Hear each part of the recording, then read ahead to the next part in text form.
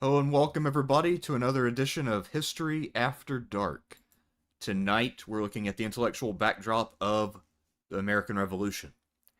We'll be looking at the Enlightenment, the role of religion. We will also be looking at English politics and how that shaped the thinking of the Founding Fathers and also the Loyalists as well.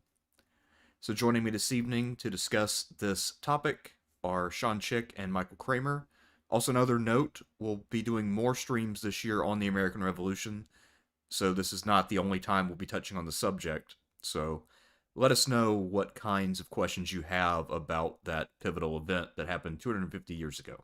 But anyway, gentlemen, how's it going? You first, Michael. No, very good. Yeah, no, things going well here. How about you guys? I've been doing all right, man. Did a lot of writing. Tours are very, very slow. In fact, everything is very slow here, despite the fact that Mardi Gras is in a week. I mean, Wow. this has to be the quietest Mardi Gras I've ever seen outside of 2021. Damn. Doesn't mean there's not people around, just not what I'm used to. This is definitely the Yeah. quietest. Yeah. And I was kept on watching some old YouTube critic videos. Some guy in the thing made a joke about some Ultima game where he's like $15 for a hamburger. Can you believe it? And I'm like, huh? Well, that was 12 years ago. Yeah. Because it's And now like some that's- Ultima game where we had to pay like $15 for a burger, and he's like, "God, what is with this planet?" So I thought that was funny. And also I was watching your video, your latest one, Derek, on the Alexander DeLarge of Rome there, all that Clockwork Yeah. Orange thumbnail stuff. Yes, good use of the word psych there. Yeah. Well, Yeah, I mean, man. yeah, he's. And- I feel like I didn't say this in the video, but Hey, the go more I ahead. think about it, the more I realize that Fimbria really was to the Romans the closest thing to Alcibiades. The only difference is he happened to die in his first campaign. But like in terms of the effect on later writers, I mean, they're all obsessed with the guy. They all just have endless things to say about this guy who was around for literally 6 months. Wow. Wow. Yes, so it's Damn, weird. no, that's fascinating. Well, he really. I mean, he has this short career, and you have an hour-long video on him. Yeah, I know, And but it's like they kept talking about him like guy all the packs sources it, were man. obsessed. I guess so, man. I mean, That's remember, funny. I mean, like, I didn't know about him sacking what would be considered like Troy's successor city. Yeah, no, he did, You and know, that name pretty earned him wild, a lot of man. notoriety. It's also funny because they will say things like, "Well, he was a dissolute or degenerate," but their condemnation is a little bit, "Well, I know it's really wrong, but damn, isn't it interesting?" Yeah, I did. My other thing to say was before that, I watched I listened to the latest Tim Dillon there, and he's been okay. He was okay. I mean, he had good stuff last year, but this was him back in true form. And even if what happens doesn't happen that he's hoping, or at least predicting, or at least hoping happens, man, the way he gets there, really good. Highly recommend it. Hmm. Right, easily in the top 10 for him. Uh, so highly recommend that one. And yeah, that's pretty much it, guys. All right. Well, I'm sorry. One last thing. I told you all this before, just telling everybody else. I may only be here but I have to leave between 9:30 and 10. So if anybody does have any specific questions for me by any chance in the super chats, I just do them early in case I have to answer them. But as soon as I know if I'm leaving or not, I'll let you all know, okay? okay. Sounds good. Central time, guys. So yeah, any of Central. you, The true time. yes, you have about an hour and a The half true, to translate. yeah. So the true time zone, everybody. The true time zone. The other thing too, Right. so yeah, any of you have Civil War questions for Sean? Now's your chance. No. There you go. Please no. Try some way to connect it to the revolution. It is the 250th year. Yeah. Yeah. Well, I'm not drawing anything for the Civil War. I was telling all of you that this is more Michael's show because I did so much research on this back when you all first met me. and then I dropped out of that. And I think I have not really read a major book in the American Revolution since 2012. I think the last one I read is probably one of the very best, which was Forrest McDonald's Novus Ordo Seclorum, which I still have my Wow. physical copy of. I also still have The Jefferson Persuasion by Lance Banning, Yeah. Ideological Origins of the American Revolution by Nard Balin, and Matthew's book, If Men Were Angels, James Madison, and get this, love this subtitle, James Madison and the Heartless Empire of Reason. Wow. That is hot. Jeez, incredible. That no, Also, dude, that's one of the best subtitles ever. I remember when Yeah. I first met you, Sean. One of your ideas for an eventual book was to do a biography of Horatio Gates. Is there any chance that you might Right. revisit that at some point? I've been playing around with it in the last year or two, actually. Oh, kick ass! Yeah, like just I mean, like there's nothing firm on that. Just thoughts of what to do after Shiloh, and there are some people who have some interest in a Big Gates biography, so I still might do that. You know, I- um, And just to but kind of okay. Oh, I was just gonna say to introduce the revolution here, it's amazing how boring high school history teachers have made the American Revolution, which is actually like a super complicated and very interesting event. Oh, And it's very much so. Oh, I want to say, I'm sorry, very last thing to say, we did do a thing on Bunker Hill last year, me and Derek. Yeah, we did. perfect. But I could do that because I'm obsessed with Bunker Hill. And that's right. The Revolution books I have read since then have been strictly military, like a Yeah. really good book in Saratoga, stuff on Bunker Hill.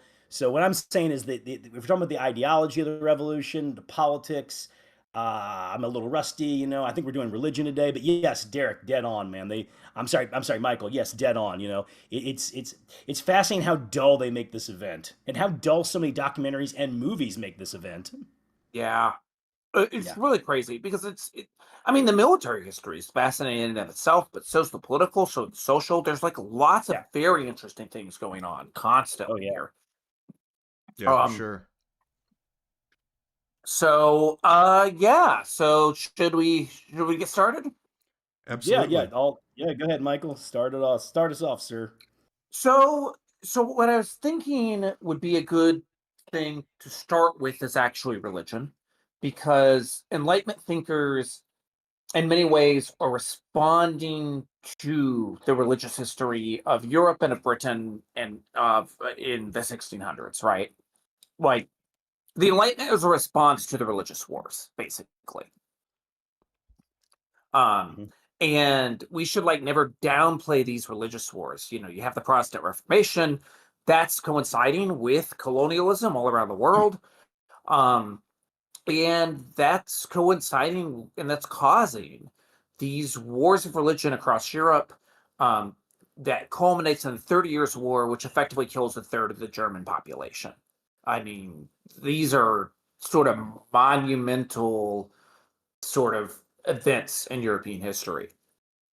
Mhm. Um, and so there's a sense that, like, the sort of the way the Enlightenment is dealing with religion often, there's some people who might be accepting of it, some people who might be sort of very anti-religion, but it's like a response to like what these religious conflicts wrought, right? Um, and I think your average alignment thinker is not anti-religious, but they're kind of like we've moved beyond that, right? We don't need to think about it. Who cares? Like as like, yeah, sure, there's a God somewhere, and they're doing something, and the God sort of set up the world's processes, but now we just study the world's processes, and we'll just Yeah. go to church on Sunday and not worry about it. No, Yeah. the ones who take a truly anti-religious bent tend to be French. Yes. Although Yes, it's that's it's exactly interesting right. because the more anti-religious people like Voltaire and Montesquieu, I guess, was a little less anti-religious, but still had that trend. Both of them justify a lot of what they do by saying that they were inspired by the English. Because when they visited England, they Really? were shocked because they're like, okay, so in France, the Catholic Church is kind of overbearing, but here, people are just kind of splintered all over the place, and these Anglican laws are never enforced.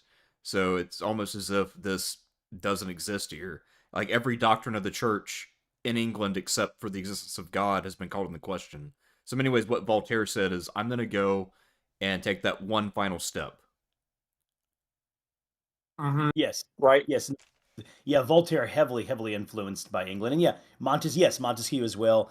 Um, so that no, they're drawing a lot from British traditions and looking to Britain. And it also, like you're saying, the Catholic Church is very overbearing in France, has a lot of power, and if I'm not mistaken, guys, don't they have a lot of tax exemptions? Yes. What do you mean by tax exemptions? Like, they're not paying much, if any, taxes. Oh, I the bel clergy? Yeah, sure, Yeah, absolutely. yeah. That's I'm and just that's making partly sure. because and it's partly because of the Parlement at the time, where they like the Second Estate being the clergy, they had a lot of pull politically, and they Mhm. were seen as a support for the monarchy.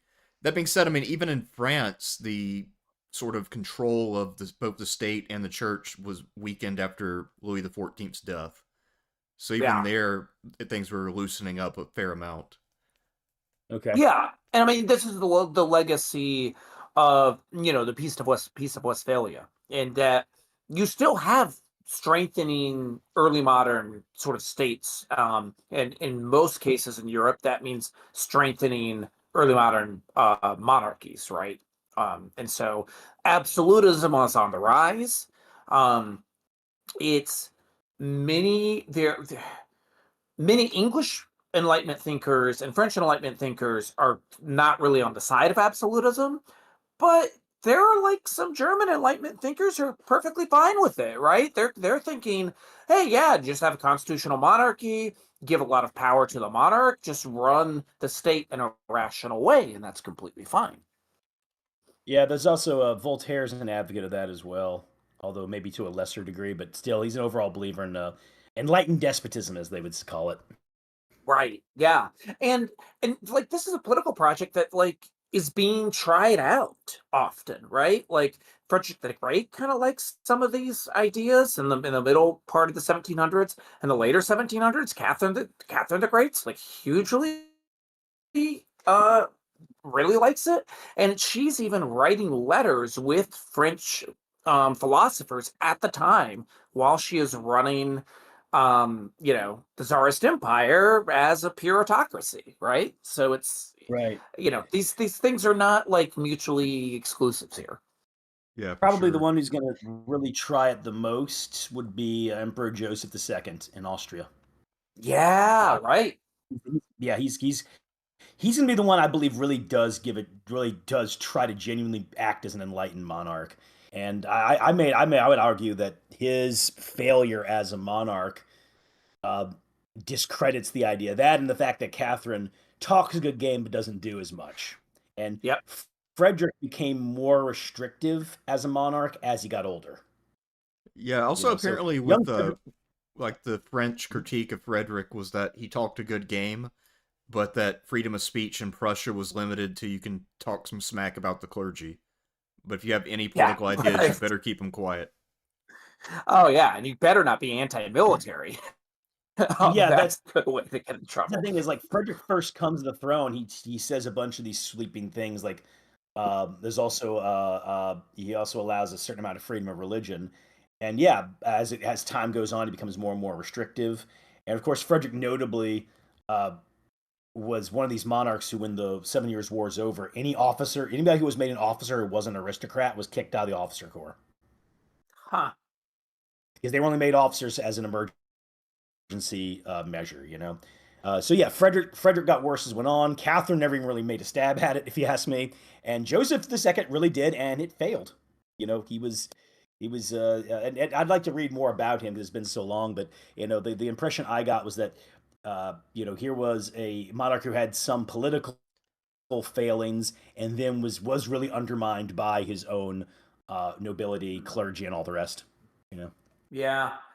Catherine actually does take a little bit of a stab at it. So Uh-huh. one kind of big thing coming out of Enlightenment theory during this time is ideas of freedom of religion. And Catherine kind of implements that a little bit in the Tsarist Empire. So one fascinating thing, there's some like Muslim provinces in the Russian Empire, and she actually empowers Muslim clergy basically, with the state, and says, yeah, this sort of Muslim province and southern central Russia, should have freedom of religion, and we need to, allow the sort of Muslim clergy a lot of power here. And so she does that as an administrative effort. She also really starts to consider some pretty major reforms based off Enlightenment principles of the government. Maybe even I think there was even a brief moment where she was even considering bringing in some democratic elements. But the problem is right when she starts to do that, the Pugachev rebellion happens, and that freaks her the hell out. And understandably so. Okay. That was a big threat to the state. All So yeah, I mean, No, that's no, kind of no, you know way more about Catherine than I do, so got you, man. I was under the impression that she really didn't really try, but okay, I got you. Cool. yeah. But I think that gets at the crux of it, right? That's the problem with enlightened despotism, right? Enlightenment Well, never. ideas are seen as a destabilizing force often. And so merging Enlightenment ideas with state power is sometimes creates these contradictions, which often leads to people who actually sort of want to run the Enlightenment in sort of a autocratic way, backing off of those principles because they get kind of cold feet, and they get a little bit freaked out about these ideas being targeted at the state. And they're not wrong about that, right? Like the American Revolution sort of proves that, the French Revolution proves that. Enlightenment ideas are kind of destabilizing during this time period. So we'll talk a little bit more about that in a second, but just kind of to set the stage of it. But also, we want to stray too far away from the religion part because you want to do a separate one on enlightenment and politics, and of course, eventually military.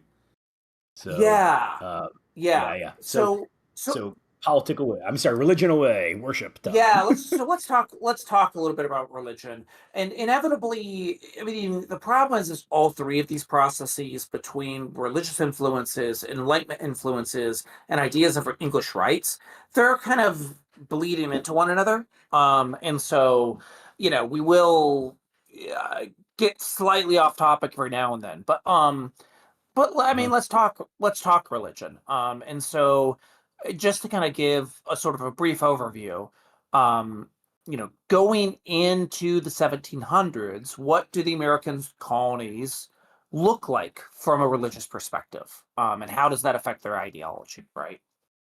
So, you have Puritans in New England. I'm sure all you guys in the live stream know about the Puritans, the stereotypes about the Puritans, which are not completely wrong or anything like that, right? The Puritans basically kind of want to create a theocracy, and they basically do. Like if you disagree with the leaders of some of these Puritan towns in Massachusetts and other places, you're often kicked out of the community. Church membership is basically tied to citizenship, effectively. So you have to be a church member in order to vote, and these things are like heavily tied together, right? Meanwhile, religiously down in the sort of American South, in Virginia, and then once South Carolina gets set up by some Caribbean British folks coming from the Caribbean. That's not. I mean, there are Puritans who live down there, but not many. It's mostly Anglican. People mostly don't care about religion as much, right? These colonies are set up on profit motives, effectively. And so that's sort of one interesting thing about colonial history and religion, and how religion sort of affects the American Revolution. In the 1600s, there's actually more of a divergence religiously among these different colonies than in the 1700s. There's almost like a convergence religiously and ideologically among these different colonies in the 1700s. They look a lot more similar than they do in the 1600s, even while they're still like quite different from one another.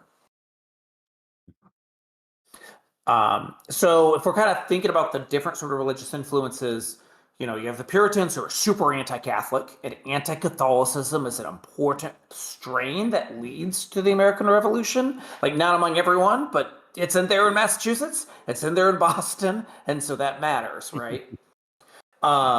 You do have Catholics in Maryland, and you do have some Catholics in some other colonies. Why are they all in Maryland? Well, because they don't want to be persecuted in Puritan colonies, Yeah. Of course, or Maryland. persecuted in England. Of course, Maryland famously named after Catholic Queen Mary. Yep, exactly. Yeah. Oh, So, go ahead. oh, go ahead. Sorry, go ahead, Mike. It's my bad. Go right ahead, man. Go right ahead. No. So just to kind of do a brief overview, you got Quakers in Pennsylvania.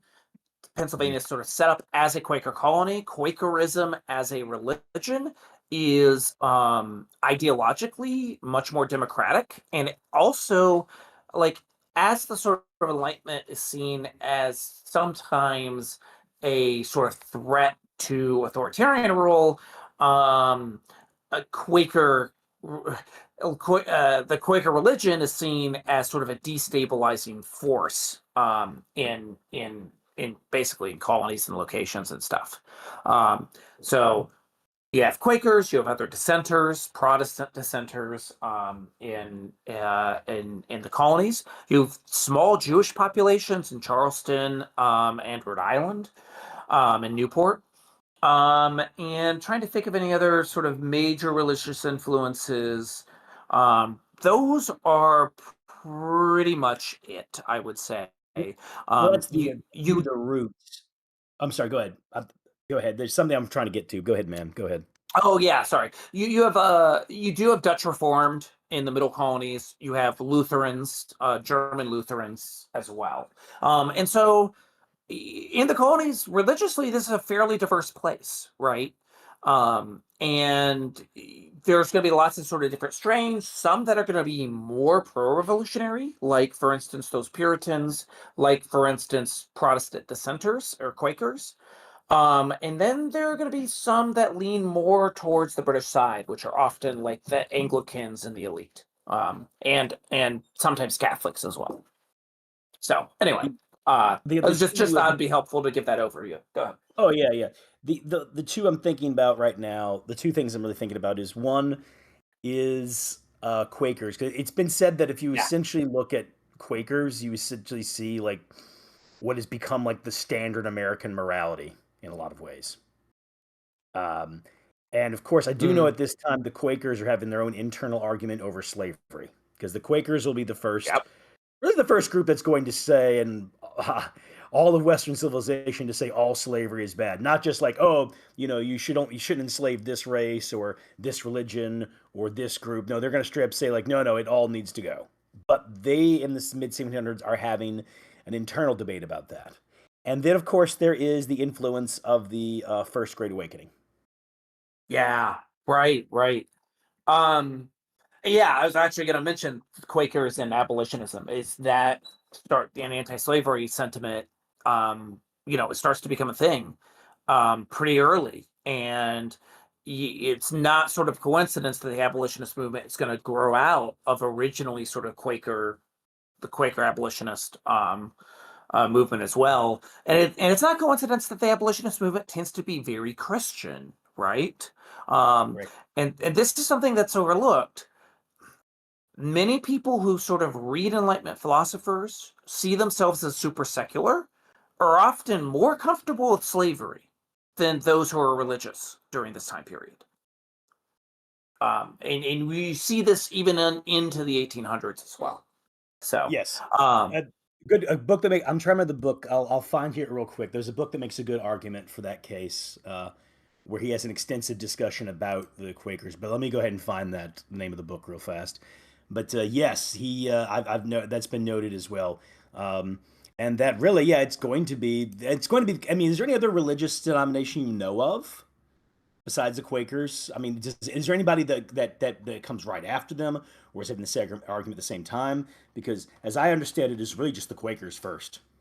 it's pretty much just the Quakers first. Like I'm trying to think.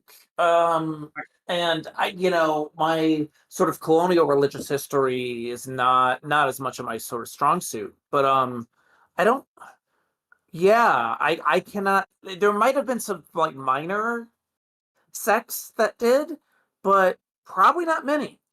It really is a Quaker thing, and I honestly think it comes from Quaker beliefs. Comes from this idea, I don't know if you guys sort of understand or have heard of Quaker beliefs, but it's like they believe firmly that God speaks through literally everyone, and their meetings are Right. people sitting in a circle waiting to be moved to speak, and that is it, right?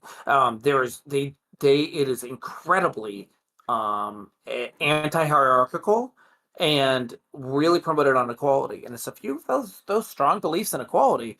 You really can't think that slavery is an appropriate thing. And it goes against a core tenet of your religion. Yeah. I was going to say this is so the book where he talks about this extensively is Problem of Slavery in Western Culture by David Bryan Davis. I mean, Mm. this one of these door stoppers is almost, it's like over 500 pages. But what I do have for my notes written down about it is that um, the Enlightenment had more ambivalence about it, but there were definitely more Enlightenment thinkers who start to question it. Okay, but it's ferociously debated amongst the Quakers because remember there are Quakers who go, "Wait, what's wrong with slavery?" And then there are the ones who say, "No, no, this goes against all of our tenets." And of course, those are the ones who eventually went out. What should be um, what should be noted in the book is that he says that in 1740, being anti-slavery is a fringe belief.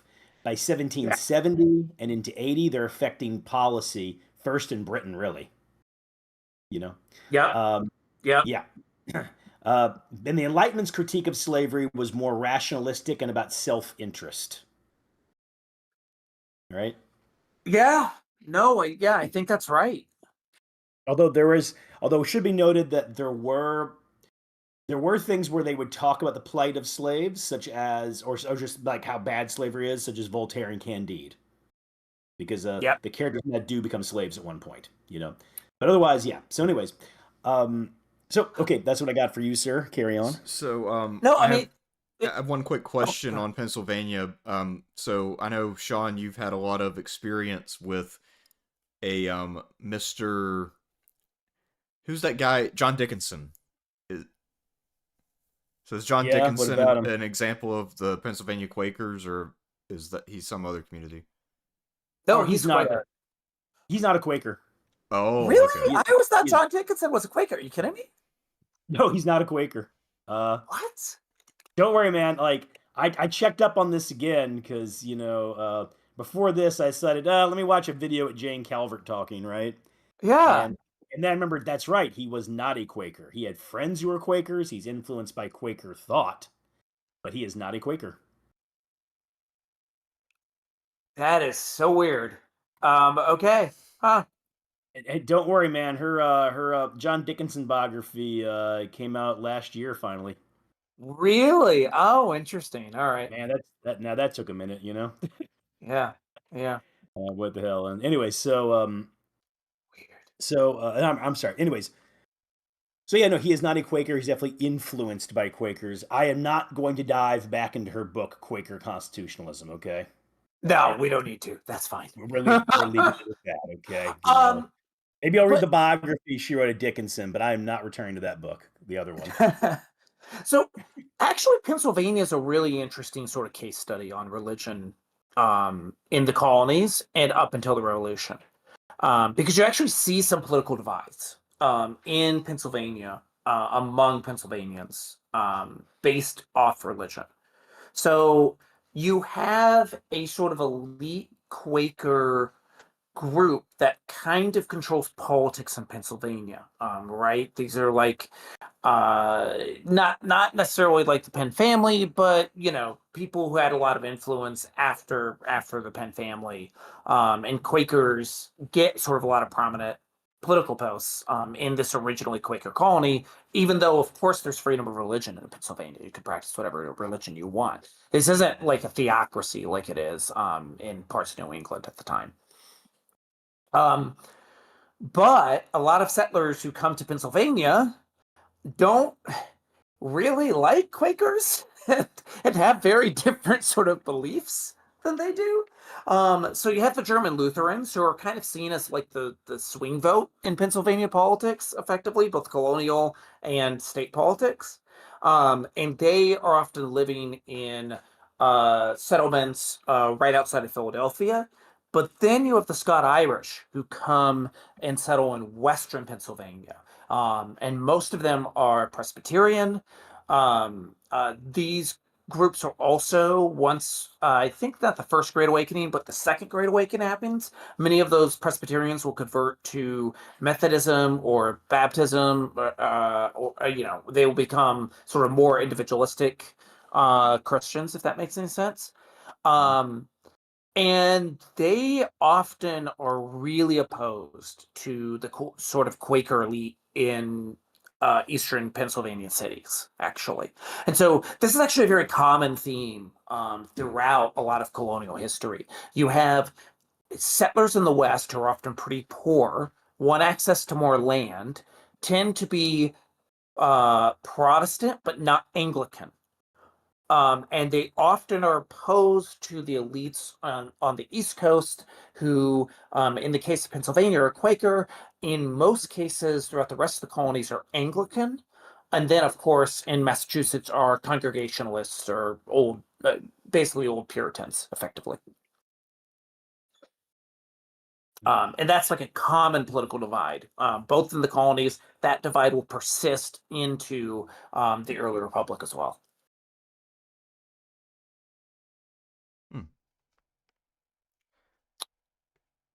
And of course, the German Lutherans who settled in Pennsylvania, are they the famous Pennsylvania Dutch?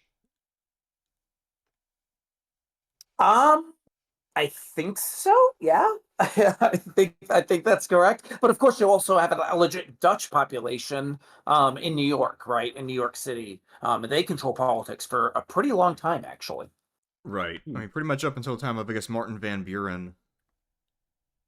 Yeah, there are some setbacks for that community. One of the setbacks, and this kind of gets into the sort of religious history of the colonies, is anytime you have sort of a religious war in England, it comes to the colonies, and they actually fight in the colonies over religion. So you have the English Civil War, you have sort of a few other wars as well.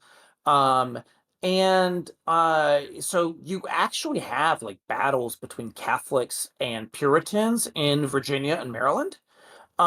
And in sort of a particularly like notorious sort of situation, there's this like complicated political conflict in New York City over people who support James III's sort of plans to reorganize all the New England colonies and New York into the Dominion of New England in the 1690s. And the Puritans, who like really, really oppose this, like they feel like their rights are effectively being taken away. Um, and there's this guy, I believe his name's Leicester or Leicester. I need to look him up. He gets control of New York City politics and is pretty like uh kind of pretty brutal and kind of reviled. There's like a revolution that happens against him, and he's actually like executed by a mob effectively. Um, and so This one there's this happens around 1688. Am I right? yeah, exactly. Yeah, yeah. So this guy wasn't executed, but there's a rebellion against Governor Andros because they were going to create kind of like a Yeah, super confederation colony in New yep. England. Yeah, yeah. Okay, all right, man, dude. I read a book on this very interesting topic that was very boring a very long time ago. You know, it's Yeah, one of those yeah. ones you're like, man, because like, how did you make this dull? But he succeeded. Oh man. Well, that's what I'm I know. saying. Like there's all this crazy stuff that happens in colonial history that's just really overlooked. Yeah, And it's an interesting history, right?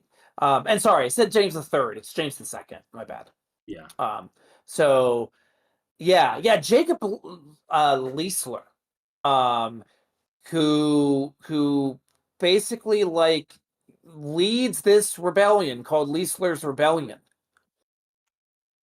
And then anyway, and then basically the people kind of turn on him effectively. Yeah, there you go. 1691, Leisler is executed, actually, by this mob. So the point being here is that, like, religion in the colony matters a lot in the 1600s. It's really affecting politics and stuff. Yeah. So, and these sorts of divisions kind of persist into the 1700s, but they become less important. And part of the reason they become less important is because of the sort of changes Britain makes in the colonies, and also purely the demographic increases of the colonies, right? Like, these religious factions are really important when it's only like 10,000 people in any given colony. But when these colonies are growing to hundreds of thousands of people, and most of the people coming there are not coming there for religious reasons, they're coming there because they can have access to more land and have a decent life in the colonies, whereas they can in London. Those sorts of religious divisions don't become as prominent. And the other thing that changes it is people start reading Enlightenment philosophy, right? They start reading Enlightenment ideas. And there's like a secularization of society overall, basically. Yeah, I'm trying to find. There's a term that was in vogue in the 18th century, which I forget the term itself, but basically the idea was that moderating one's beliefs was virtuous, and this was promoted hard by the elites because there was an assumption that elite people had a more casual approach to religion, a more rationalist approach, and the kind of emotional stuff was for lower class people. And so the upper Yeah. class really tried to push back on any kind of emotionalism in religion and to tell people to cool it down. Yeah, Yeah. the insult back then was if you were called enthusiastic. Yeah, that was a big enthusiasm. Yeah, you're Oh, right. yeah, guys, you get in a time machine, somebody calls you enthusiastic in 1775, they just said you're insane. Yeah, Yep. and they want That's to right. fight. They're asking for a duel. They've just said you've lost your mind. It's And called you need to calm down. the movement to tell people to chill it out. It's called latitudinarianism. Ah, Yeah. That I will say that's always why I found, it's always in high school textbooks. They talk a lot about the Great Awakening, right? As this big deal. But I always found that incredibly confusing because you read about the Great Awakening, happens in the early part of the 18th century, right? And Jonathan Edwards is there trying to spread emotion, religion, and stuff like that, talking about people being damned to burning hellfire, yeah, whatever. It, yet it doesn't seem to have that much of an effect, right? Because then you go to 1750, 1760, and society's more secular than it was before the Great Awakening. So wait a minute, why is this important? I I don't think know. they were. That's just a hot take. I was curious what you thought, guys thought Oh, about that. I have not really looked into detail, but about the first Great Awakening in a long time. What I kind of remember it affecting is one, it weakened some of the churches, like the Anglican Church in particular. Yeah, Okay, and that second, it's not really important with the elite. It's important with um, especially the common people, yeah, and that informs American religion for generations afterwards. yeah. I think that's the good way to put it. Like Yeah. the consequences are more the consequences on American religion as sort of a topic, effectively. Yes, yes. Yeah, and yeah, weakening the Anglican Church would be the only one that would be very, very tangible.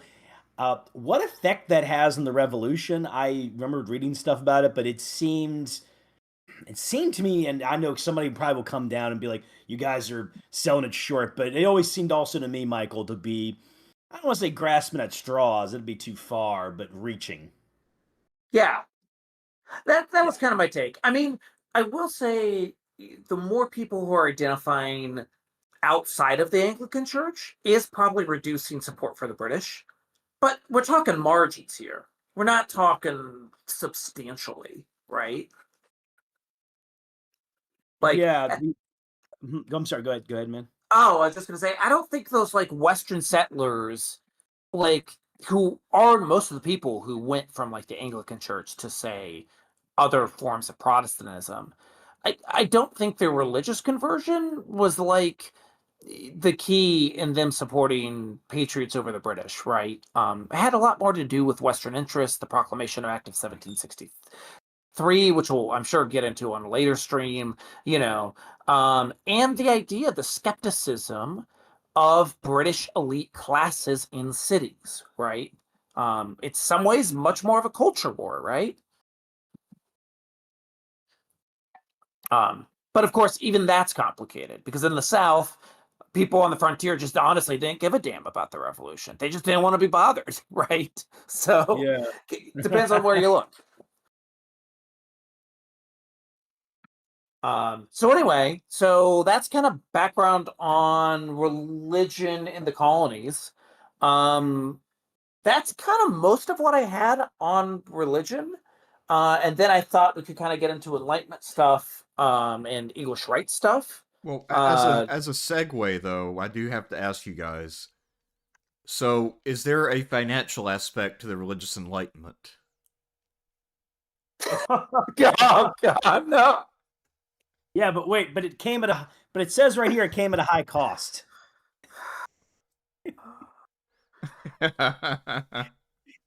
For the stream, this is an inside joke that we had at a grad seminar. Well, I just love how immediately we said it. Neither one of us were like, wait, what? We're like, we knew immediately what happened. We were there.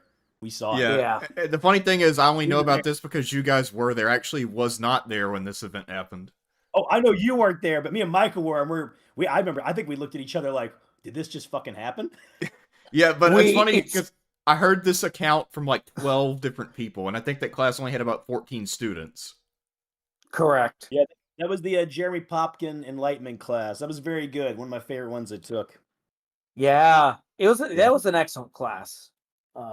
So no, we had for the stream, Professor Popkins, like a very straight, very serious person.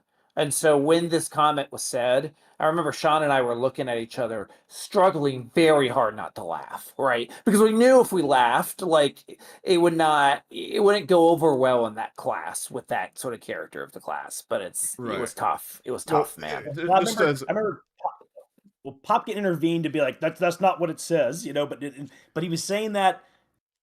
I'd say less condescending and more with concern, like yeah. Stop, you're gonna stop, you're gonna hurt yourself. Yeah, that's right. Yeah, so I guess just to make sure everybody gets the joke and why this was funny, the person who said this was thinking that the word cost was being used literally and not figuratively. So this person, who was an ex-lawyer, by the way, did not understand the figurative use of language and things like similes and metaphors.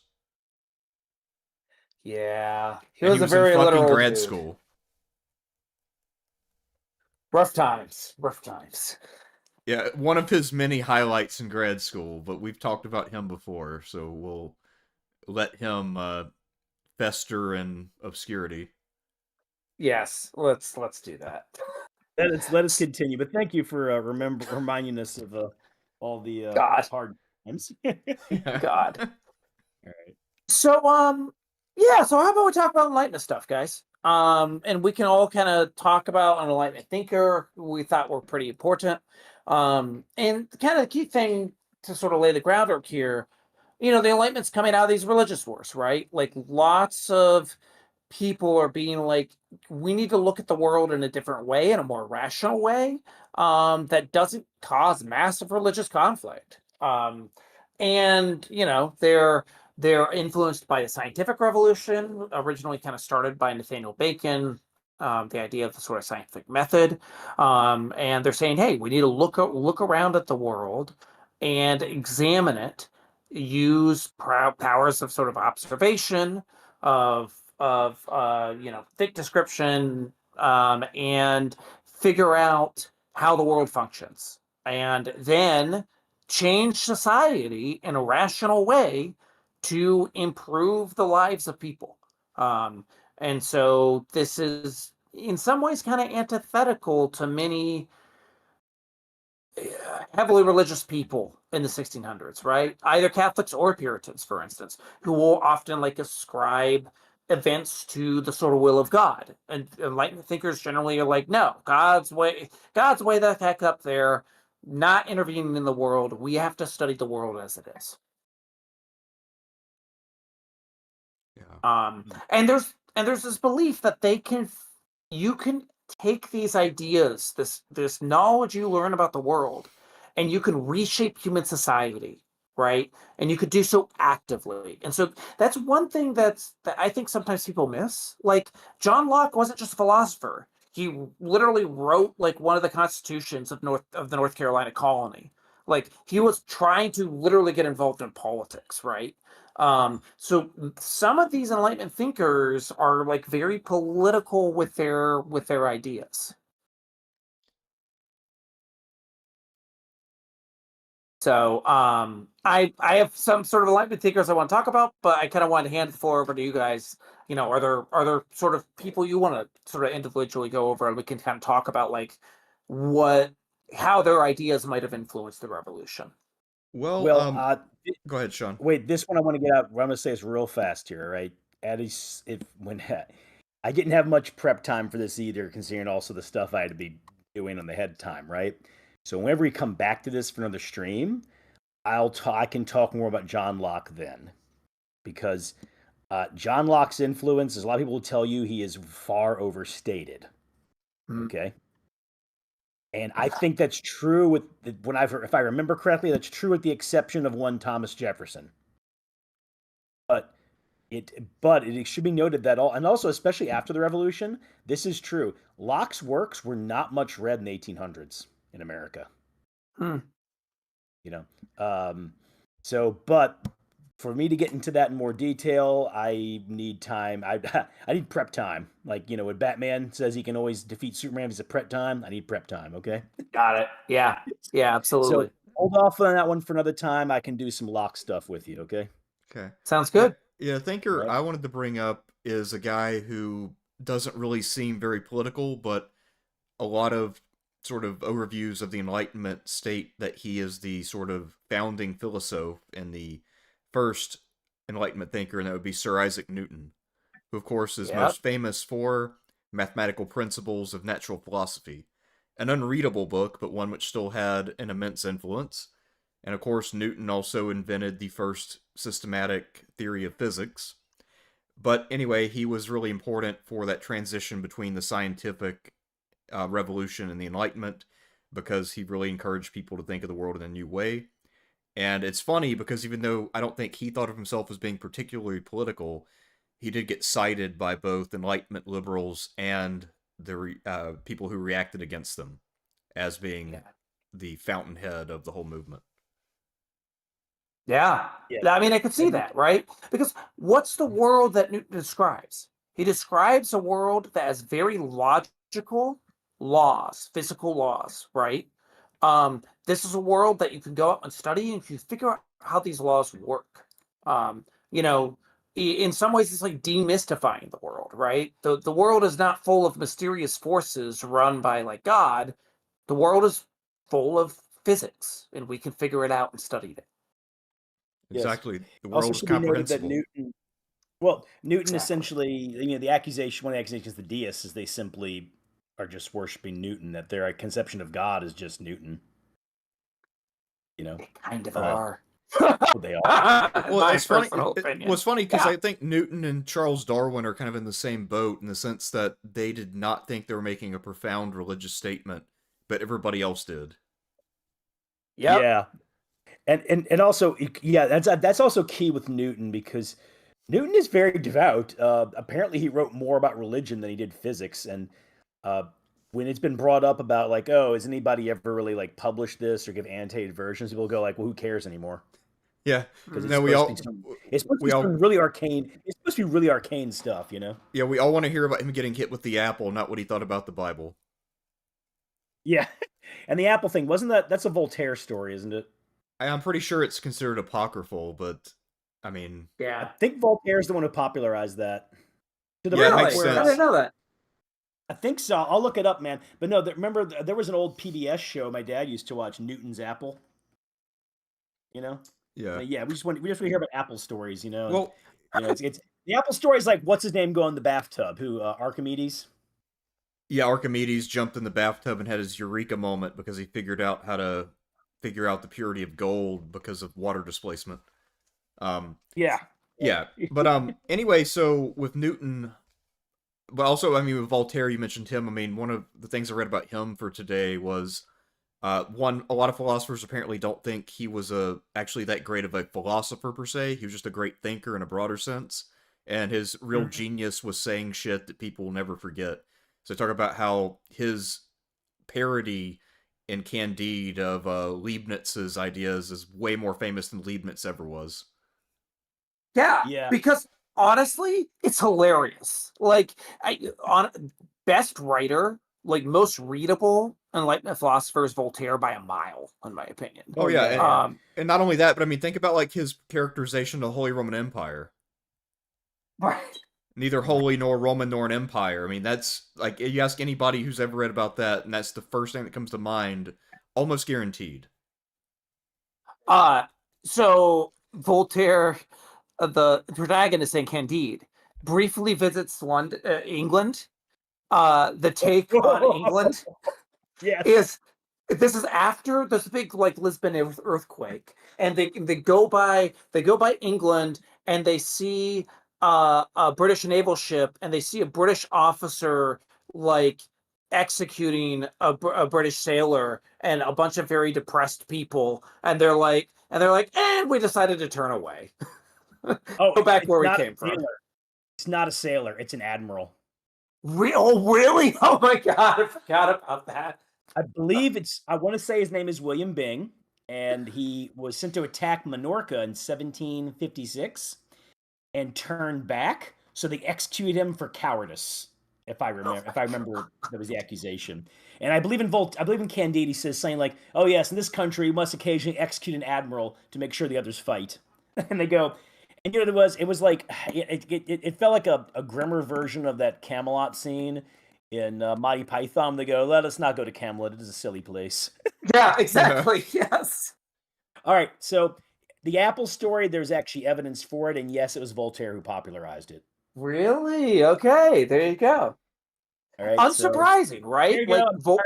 Don't chop my head off here. I'm not a fucking Newton expert, you know. Yeah, well, I mean, the thing is, like, I feel like if Voltaire were around today, he would be the Spielberg of this era. Like, he would have made all of the really memorable art, or at least a lot of the really well-known shit that you find everywhere.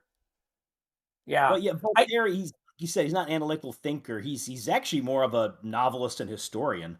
He actually has in many ways, he has a much more profound effect on the study of history than he does anything philosophical. In terms of philosophy, yeah, he's a popularizer. Anyway, yeah, well, I mean, what a lot of the philosophers said is not so much that he's a bad philosopher, just that his significance is just more general than any particular discipline. Yeah, exactly. And of course is a major thinker, and there's that great moment where him and Benjamin Franklin meet in 1778 or 1779. You know, it's in 78. Yeah.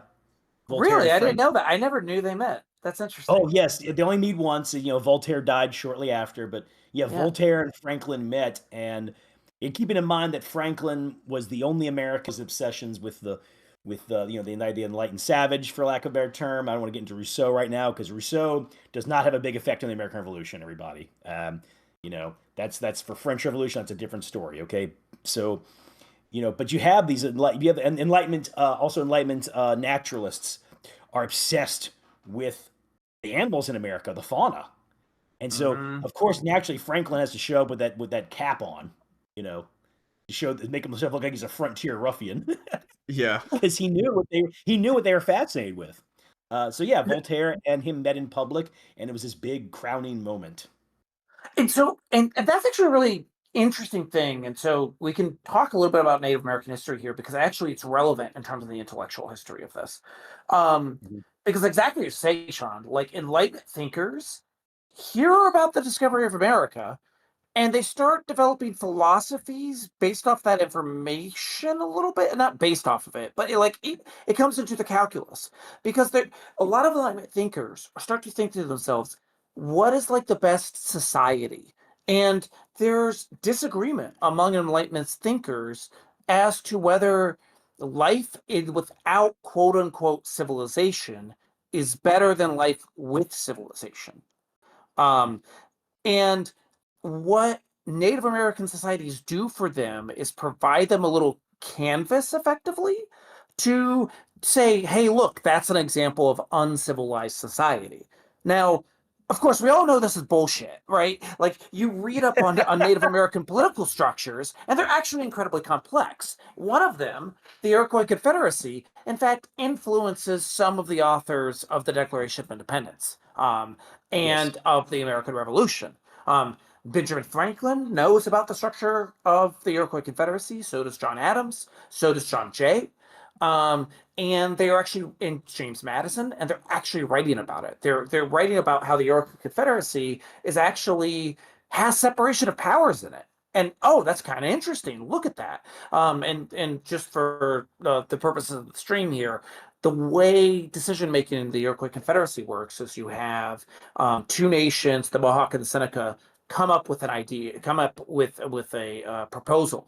You have the Oneida and the Cayuga essentially offer amendments to that proposal. And then the Onondaga in the sort of center of the nation can veto it or accept it. Like this is separation of powers, right? Like this is what Montesquieu's talking about. And like American colonists are writing about it. And so anyway, so there's this European idea of what Native American societies look like, and they're using that to formulate what is like the basic human nature of people. Locke says humans are good; they're just influenced by society, or they're blank slate, basically. Rousseau almost thinks like civilization's bad. And we know Hobbes is like, what are you talking about? Civilization's great. Not having civilization is a horribly depressing situation, right? Well, Um, so, what's his famous line about that? Nasty, brutish, and short. that's Yeah, how right. life would Nasty, be. brutish, and short. Yeah. But also, So, I think yeah, Rousseau's sort of ideal society, which of course never visited, but his ideal would have been the American colonists, specifically in Pennsylvania. He said that they're the perfect blend of civilized and simple. yeah, that tracks actually. Um, and Rousseau's actually a little bit different from many of the Enlightenment thinkers in that he actually cares about economic equality in a way that most Enlightenment thinkers don't really give a damn about. Like Yes. most Enlightenment thinkers are not writing in class terms at this point. Rousseau kind of is. I mean, I've heard some people make the argument he's a little bit of a proto-communist. That's probably not the case. He's probably more of like a kind of conservative, like rural idealist. Weirdly, but anyway, Rousseau is heavily debated. And I want to say this about Rousseau. I've read like a lot of his stuff. It's been a while. But actually, funny enough, the last time I read Rousseau was like 2014, I want to say. So I'm actually more up Mm. to date on that. But if you ever want to do a stream on Rousseau, I'd have to do some work on it, but I'd be interested in that because I also find him a very misrepresented thinker with a lot of people. Like you mentioned the communist thing. I'm like, no, he's not a communist. No, no. I I can mean, sit I heard some people make that argument. They're wrong. yeah, yeah, no, no, exactly. I know that you're not saying that, but I hear that and I go, "Oh, great, another person." Because Rousseau to me is such an interesting, varied, and contradictory thinker, and one whose as ideas also evolve over time, and one who wrote so many major works. Because a lot of these Yeah, guys we're talking about maybe only have one or two. Rousseau has multiple works, and so I feel like Rousseau is a thinker who is misrepresented right, left, and center, yeah, and much abused in a lot of yeah. ways. And so, yeah, I think that would be I'm sorry, I think that would be a great thing to do at some other time on that one. But yes, Rousseau is one of the only ones who is taking the economic stuff seriously, and that's why they had the book by I think it's Hulling, who essentially argues that Rousseau is an what he calls auto critique of enlightenment. That Mm. Rousseau saw the French Enlightenment thinkers and saw them as being hypocritical Yeah, and right. snobbish and overly aristocratic, right? Yeah, And that much of what he was doing was, in some ways, undermining the Enlightenment. But whatever, that's I should stop, man. I can go on about Rousseau, and maybe we'll do that sometime. All right. No, he's a fascinating character. Yeah. One person I want to talk about really briefly is Adam Smith. He's also a member of the Enlightenment, later member of the Enlightenment. He's literally writing his ideas down during the American Revolution, 1775, 1776. And another one of these thinkers who I think is horribly misunderstood, in fact. Mhm. So, as a note, I have to teach a civics course as a part of the Ohio history curriculum, effectively. Adam Smith, it's required we teach Adam Smith. I think the people who made that requirement have not read Adam Smith. Otherwise, they might not have assigned him. So yeah, Adam Smith is promoting free trade. And he's doing so in this kind of weird way, where he sort of talks about the importance of economic growth. And I think people don't realize he's like arguing against, like, at the time, mercantilist systems that are pretty closed off, right? Mhm. And but the interesting thing is he doesn't do this to say, hey, this is how we all get rich. He basically talks about how economies are built off of labor and workers, not built off of your supply of gold or silver or luxury items. And in some ways, Adam Smith is weirdly pro-worker. Like, he writes And about. Oh, go ahead. I'm sorry, no, he definitely can be. Adam Smith is a much more varied thinker than he's given credit for, and a very nuanced one. Yeah, Yeah. like Okay. he he argues against a lot of restrictions on the movement of workers, from one profession to another. There's these things called corporation laws in England that in guilds that basically prevent people from moving jobs. And he's like, look, this is impoverishing folks. He doesn't directly say it, but he's almost certainly like pro-immigrant, and pro-migration. He at one point says directly, even in these mercantilist systems, they make it a lot easier to move capital than to move labor and move people and allow people freedom of movement, and that's a mistake. People should have the right to move where they want. Mhm. Um, and so he's a really interesting. I mean, to be writing this stuff in the 1700s is really fascinating because he doesn't actually have a whole lot of examples of the type of society he would like to see. Right? He's coming up with this. And also, it should be another thing to keep in mind about Adam Smith too is a big influence on him is various French thinkers, the physiocrats. Yeah. They're the ones come to the idea of laissez-faire. I mean, there are differences there, but that's why, like, I really hate the physiocrats getting forgotten, in that sometimes getting forgotten, not really forgotten, but sometimes people go like, oh, there's mercantilism, and then it gets destroyed by Adam Smith. I'm like, no, it's already being undermined as Right. well. It already been undermined. You had the physiocrat thought on that. And that also mentioned that too, because there's this idea the English had of like, oh, we invented capitalism. It's a special English thing. And I'm like, no, it's not. That's also hilarious because the Dutch are literally doing this stuff like 100 years before them. But whatever, fine. But not just not the Dutch. That's a big one too. But also, like, I'm like, yeah, your very phrase laissez-faire doesn't come from Adam Smith. It comes from the physiocrats. Another one too Right. that's an influence on this from even earlier. If I have not looked at this thing in ages, though, is The Fable of the Bees by Bernard Mandeville. You know about this? It's a No. satirical poem that essentially argues that society is held together by self-interest, not virtue, and that actually virtue would grind society to a halt. And Adam Smith is making an argument for self-interest, but he's also making a moral argument as well.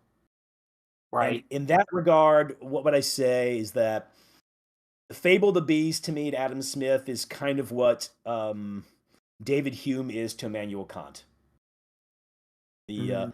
the person that he feels that the person that he believes makes a good point that he has to answer to. Now, Mandeville is not a philosopher, but his argument about self-interest And essentially, that his argument about self-interest becomes a popular one throughout the Enlightenment. Okay, so Interesting. worth looking. And I would say throughout the Enlightenment, Fable of the Bees dates back to 1714. Mm. Okay, so probably worth taking a look at some point. But anyways, yeah, no. So he's also drawing a lot of inspiration from physiocrats, and like you said, his thought is varied. One of the things too is that a lot of the problems that people have with capitalism nowadays, Adam Smith identifies. Exactly. Yeah. Yeah. So, what are Really? some examples? I mean, he says like this system thrives under competition, but the nature of competition means only one person or two people are going to really win, and that therefore it'll make the system worse. This is a problem. He doesn't. He hasn't, to my knowledge, does not give a solution. Right. He's, Right. and also mentions the fact that this system could also lead to wealth greater for the nations, but also could lead to I don't want to say impoverishment for the poor, but in other words, could lead to a sense of plutocracy. Yeah. He's not unaware of the political costs of what he's advocating. And he's worried about it, right? I Yeah, mean, definitely. and this is why Smith is actually fairly anti-slavery for his time period as well. Like, you would not know this from the way he's portrayed in the 21st century from certain right-wing folks, right? Like, um, you know, he sort of cares about society in sort of pretty fundamental ways. I'm not going to say he's like a great guy, like a perfect guy or anything. He's not, but I don't know. You read his, I mean, like go and read Adam Smith's actual writings, and they're very different from the caricature of Smith today. Yes, very much so. And regardless of all that, I mean, he's always somebody who should be taken seriously, naturally. And also, I do recommend going back to the physiocrats because so much of the stuff that Yeah. we talk about nowadays comes from them, or so much of the phrases used. I think also maybe diminishing returns. But I remember the big one was laissez-faire. Definitely comes from them. And also keeping in mind too, a lot of this deregulation spirit these people have is based on the fact that it wasn't like the regulations of Bourbon France were efficient, effective, and most of all fair. Yeah. Yeah. And if you look at the complaints the peasants have, is the French Revolution. I forget exactly the mechanism, but there was a way for peasants to complain, or not complain, to voice their complaints with the system. And I forgot the book I read about that, but the guy made a case that the middle class would talk about money concerns, but also the occasional things that were more aristocratic based, like how come I can't wear a sword? Right. Peasant concerns are all about the toll on the bridge is too damn high. The rent is too damn high. The rent is too damn high. Party movement. Yeah. So no, one of the ways that the French revolutionaries are able to win a lot of people over in the countryside is by going like, you know what, those type of regulations out the window, gone. And at that moment, looks pretty good to people. A friend of mine's calling, so I'm going to take this. But I will tell you, I'm going to be here for the night with you, okay? But I do have to take this call, so I'll be back. All right.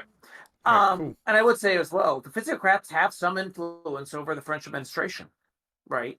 Like there are reformers within the French Empire that have some sway.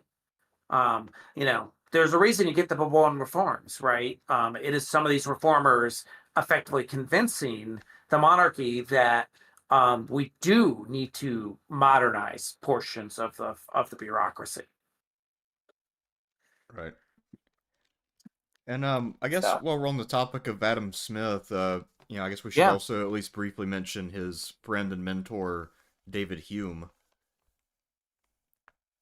Hume is a little bit older. He's a Scot, and he actually will die in 1776. He dies the year that the Enlightenment begins, or excuse me, the American Revolution begins. So Hume was, according to Adam Smith, actually approaching as nearly to the idea of a perfectly wise and virtuous man as perhaps the nature of human frailty will permit.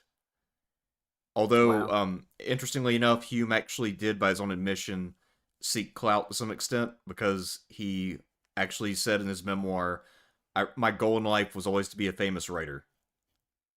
Huh.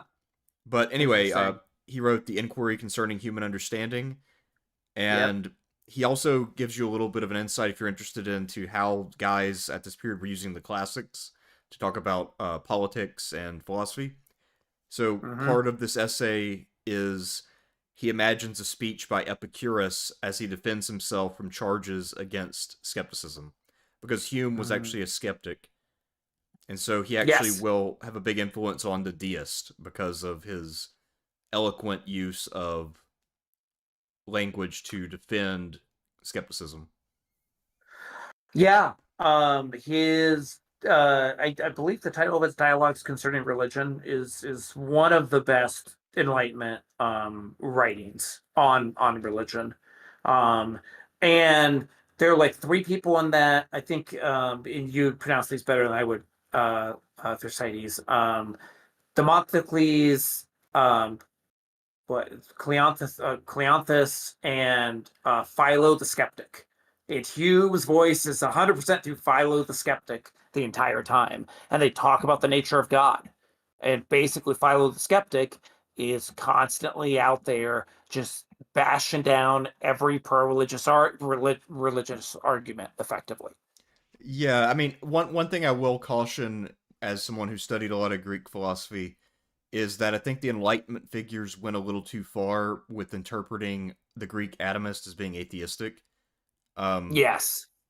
that being said, I mean, you can make those inferences from atomism, but so far as we know, and again, our evidence is a little bit fragmentary, but so far as we know, that was actually not something many of them did. Hmm. So Huh. just Interesting. that piece of caution. But yeah, I mean, you can definitely read it that way. It does logically follow. So Uh, I know that particular or writing pretty well because sort of there's a sort of a family story we have. So my grandfather was a philosophy professor. My grandmother was a zoology professor. My grandfather forced my grandmother to read those dialogues by Hume three to four times. really, Yeah, she'd be like, "Oh, I think I get it. It's this," and he's like, "Nope, try again." what? They talked about it on a regular basis. Yeah, That's interesting. yeah. And my grandmother was a brilliant, absolutely brilliant zoologist. I don't mean this isn't a bad story. It's more of it shows the degree to which like these Hume's writings and dialogues are like um they're pretty complicated. There's a lot of meaning embedded in those dialogues that you can pull out of. And so they sort of ask for a very close reading. Huh. Okay. That's interesting. I mean, They're yeah, and I not like guess All right, Candide. I guess back. also being a master of one academic discipline doesn't necessarily mean that you're predisposed to be really good at something unrelated. I mean, zoology and philosophy are pretty different functions of the brain, I Yes, would say. they actually co-taught a course on bioethics that apparently was pretty popular. So there you Oh go. wow, that's pretty neat. Yeah, it's pretty cool. So anyway, um, Bioethics, huh? yeah, Yeah, okay, I back got in the you. 70s. That made me think of what was Beetlejuice called? A freelance bioexorcist. Make of that what you will. So, I love so that. during the time of this class, Um, for some reason, like now you mentioned it, I sort of have your grandfather pictured as like you, but dressed up in the '70s get up with huge sideburns. Because the '70s. Hello. died in 1984, actually. Uh, yeah, he was in his 70s when he died. So no, he was very much a, the sort of first generation um, from Jewish immigrant, basically. So from a different era is what I will say. Ah, okay. Um, So I was thinking this might actually be a good time for us to stop for a moment and do super chats, and then come back and bring this Enlightenment stuff with the British politics stuff and bring that up to the revolution.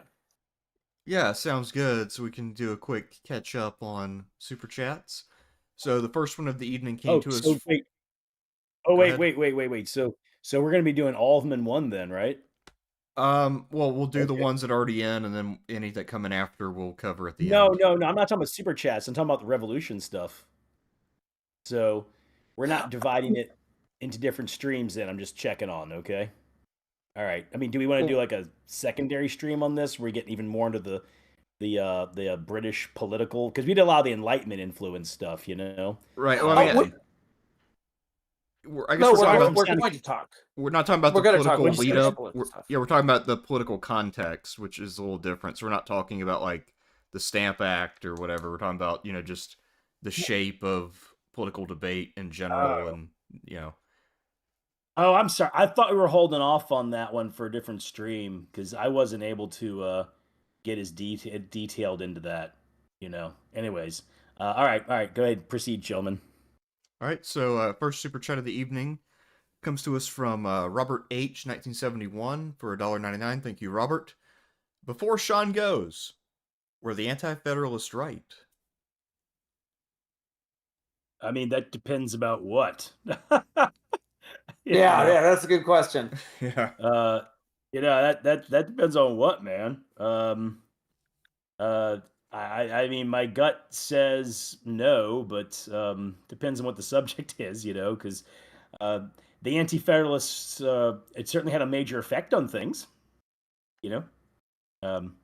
So, anyways, I'm sorry. That's all I got. I don't know what they're right or wrong about. So I'm sorry. That's all I got. You probably don't get the Bill of Rights without the Anti-Federalists, so that's pretty important legacy. That is highly possible. That is highly possible. You also don't get a certain type of American political tradition of dissension, arguably. But anyways, so the Constitution, though, the degree to which it was effective, I'll leave up to other people. I've become more critical over time. And some of that has to do with reading the Matthews book on James Madison. And some has to do with the fact that effectively the Constitution, within less than a century, was failed because the Civil War happened. So I have my own criticism of the Constitution. So in that regard, maybe the Anti-Federalists were right. But I don't know. So anyways, what do we got next? All right, next up we have Peter Whitaker, 6380 for $10. Thank you, Peter. Francis Hutcheson was the biggest influence on America. His books were widely taught in colonial universities. The casus belli of the revolution was unalienable rights, an idea which he coined.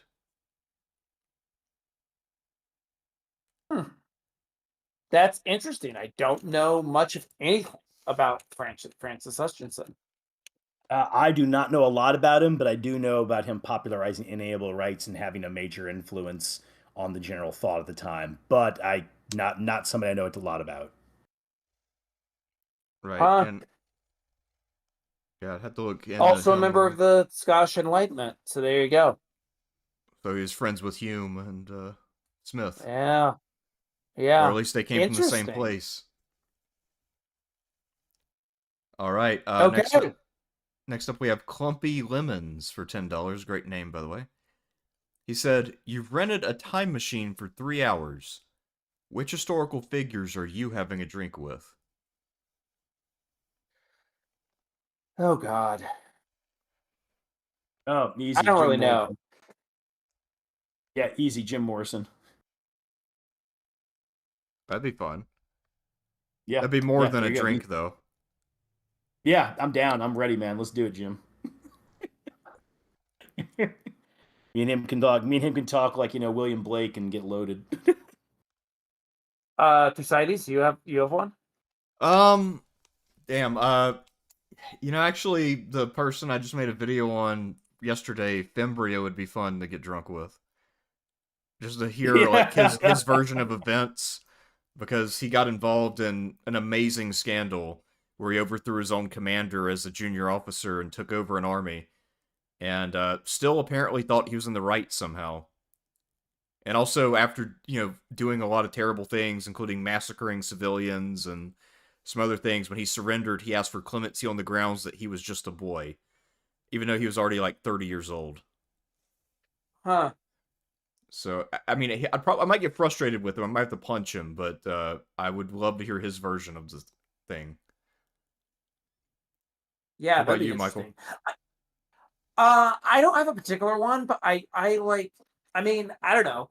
I would be fascinated to just talk with like a random commoner from like a society from 2,000 years ago. Oh, yeah. You know, That'd like be good, man. That'd be good. Yeah. what did a Roman citizen in 5 AD think about the world? Like, I don't know. When people are always like, I want to talk with a historical figure from like 100 years ago. I'm like, what a waste, Like, What? go way the fuck back, Yeah. Talk with people who we have no idea what they think about the world. Like, you could learn so much in just an Well, hour-long conversation. well, I make this clear, Michael. You're going for learning. I'm going for fun. Okay. That's Yeah. fair. That's fair. Right, man. That's Now, legitimate. when you're saying that one, the big one for me would be, and of course, I'm also thinking like, well, I'll be able to speak their language. So I hope, in this case, we'll say that I can. Persia, just because for this great empire, we have shockingly little few sources. Yeah, that'd be a good one. Oh, I like that.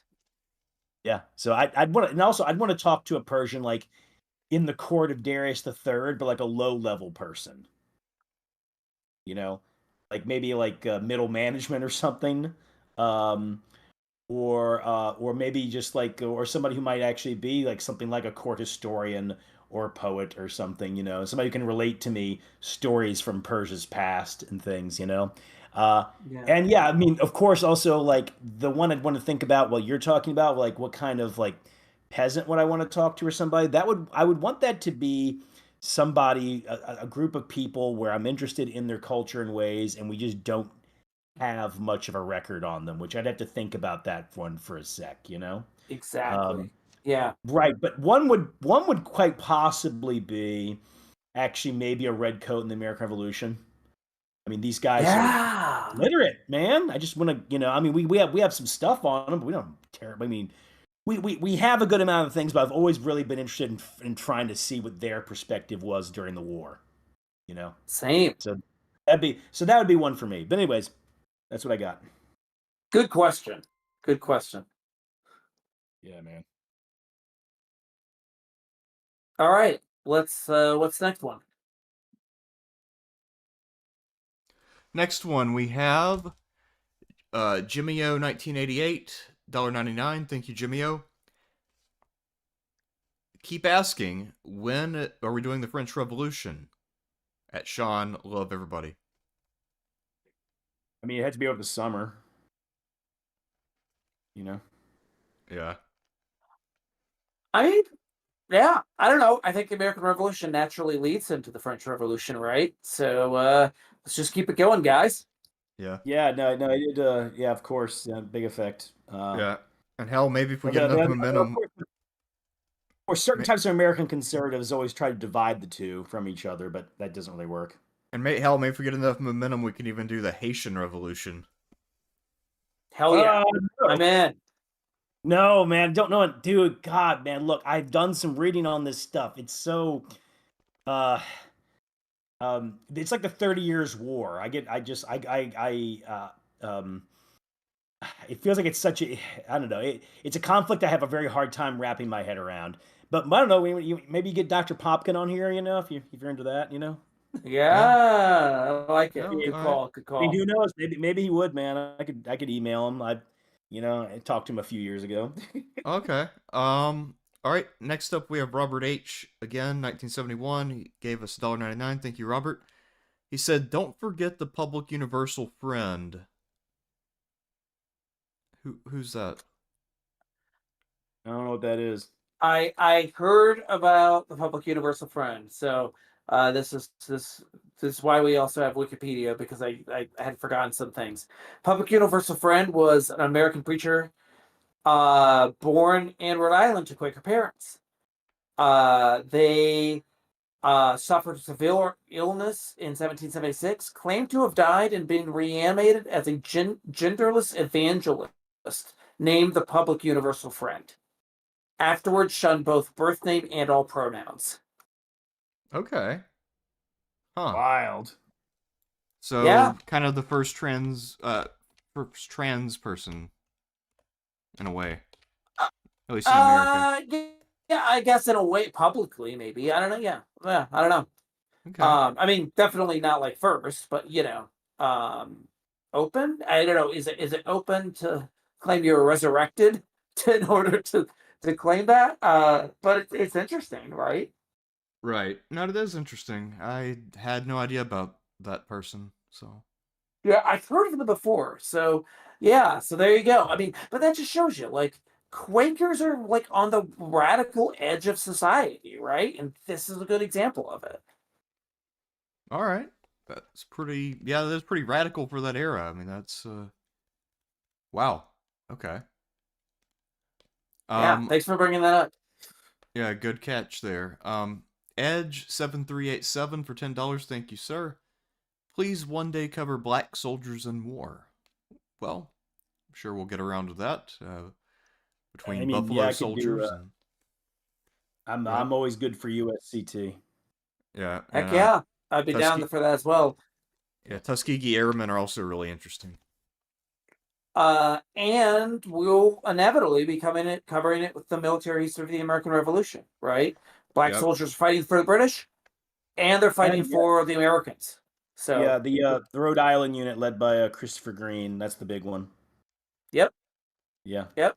I remember. Talk Oh, I about it. remember. Remember. I found that. I remember back in that day, Mellish was talking about, like, they had this black soldier that they have an illustration of, or has like a very over the top headdress, and she was like, "Is it a mockery of him? I don't know," and I didn't know what the image looked like, and I did see it somewhat recently, and I was like, "Oh no, not at all." In fact, his headdress looks pretty cool.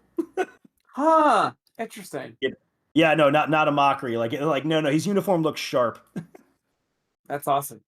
That's what I was thinking. I was like, good man, sharp uniform. All right. We have K Brad Portable for $4. Thank you, sir. And it looks like a like small bird cartoon offering a cup of like red tea, Or so, coffee. or maybe coffee. But yeah. Yeah. So thanks. We have Scarface Josh 123 for $10 Canadian. He says, I don't know if it's because I'm Canadian, but I never found the American War for Independence as compelling as the American Civil War or the Napoleonic era. When I read about it, I want to cheer for America, but end up thinking the British were right. I think a lot of us Yeah, have had decent that thought. arguments for.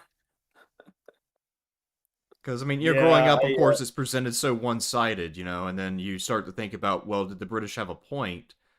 I mean, yeah, defending the colonies was fucking expensive.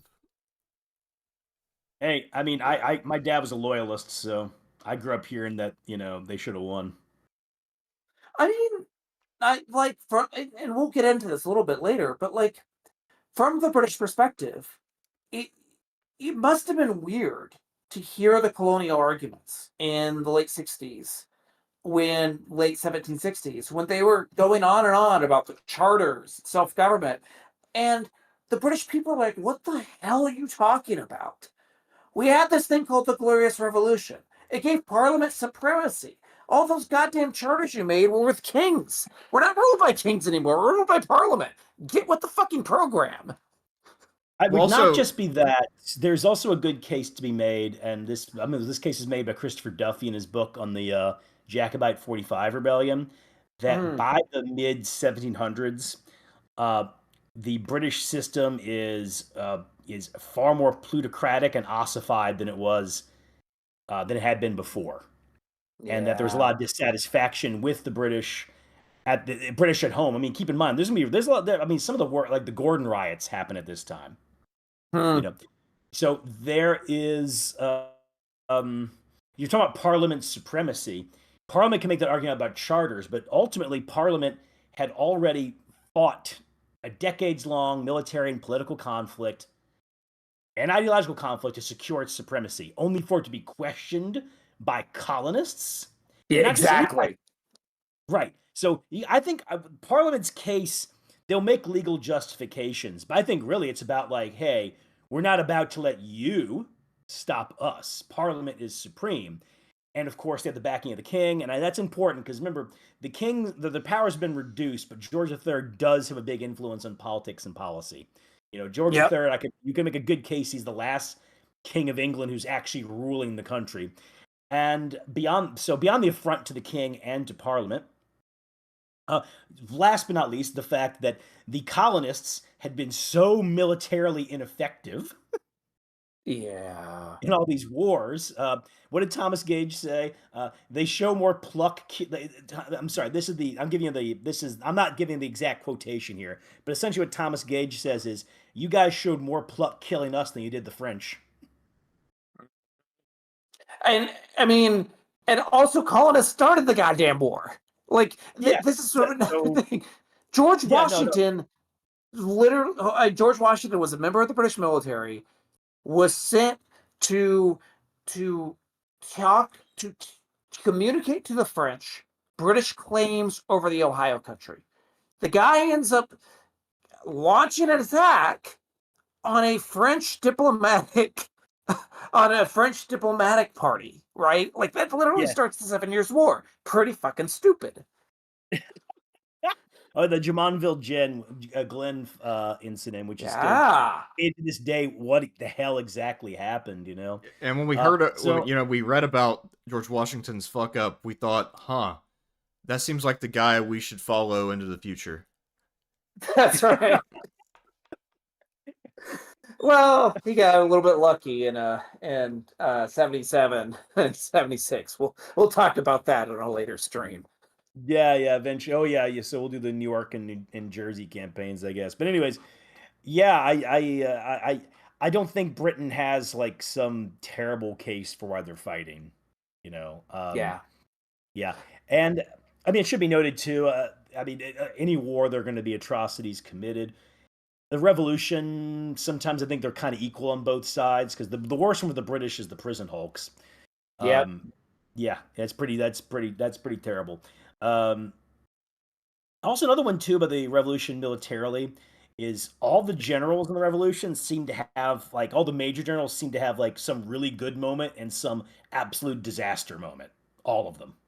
You name them, it's like I can tell you something like, "Wow, he did really well there," and then I'm like, "Wow, he really screwed that one up." People are like, "What about Nathaniel Greene?" Nathaniel Greene is a big reason why Fort Washington falls, which is one of the biggest fuck ups of the Revolution, and he's a big reason why it Yeah. happens. So I'm no, don't get me wrong, Nathaniel Greene's a good general, right? But he is not the same coming of Hannibal Barca.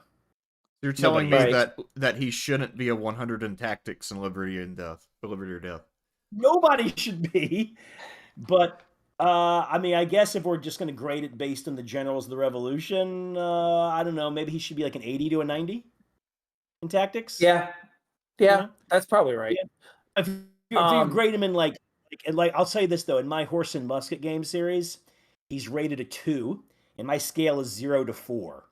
And if you're a 2 or above, you're good. So I rate Green good. I'm just not rating him with like Frederick the Great, Maurice de Saxe, Nader Shah. Those guys are all like 4s. But I'm also not going to rate him with the 3s like Dawn. Who the hell else did I rate a 3? Dawn. Eugene of Savoy. Like, he's not on the level with those guys, but he is very talented. But even Yeah. Green has this one moment that's really bad. I mean, he's a major reason why Fort Washington falls. Counterpoint, Uh. America. There you go. Getting back briefly to the question. Thank you. I Hey. Thank you, Hulk Hogan. Thank you, Hulk Hogan.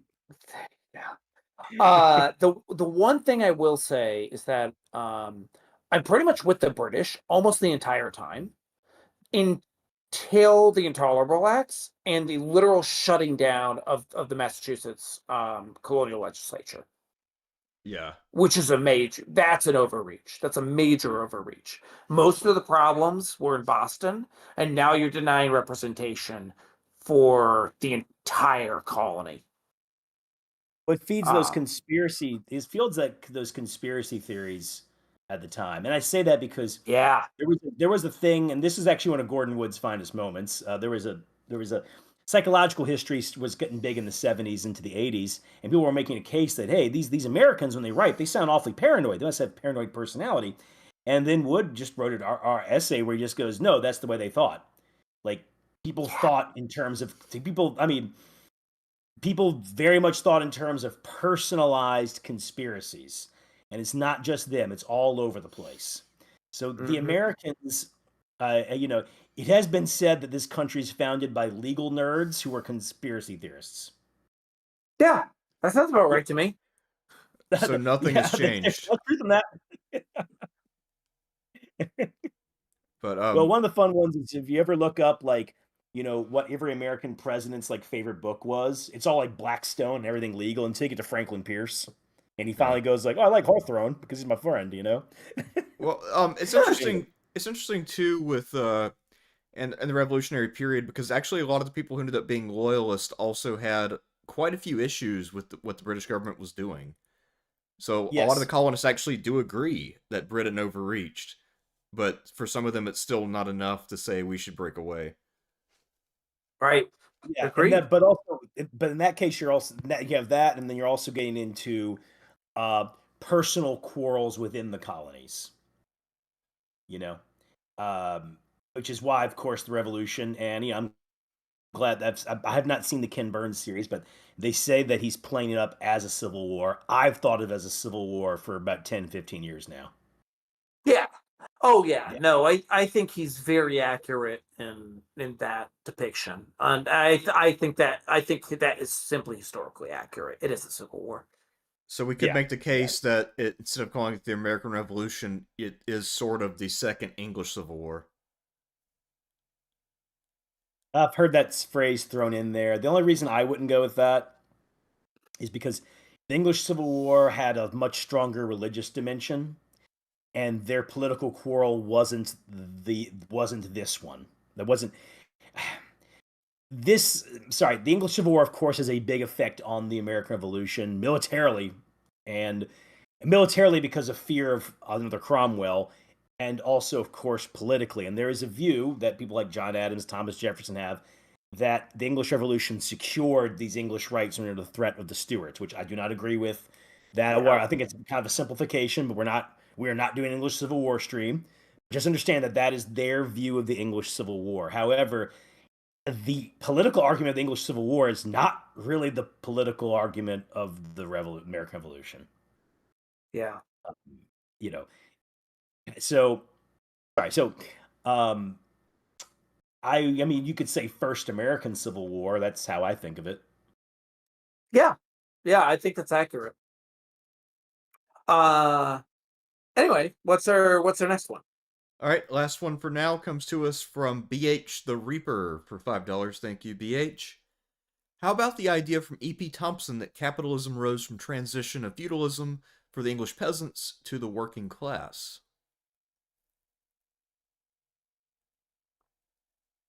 I mean, Man, I haven't read Thompson since we were supposed to in class. Yeah, 2009. yeah. Yeah, I haven't Yep. looked at Thompson since then, man. And I didn't I even remember look at people it this then. it's like Methodists. What'd you say? I didn't actually look at it that week. I remember that. I had the book, but I never read it.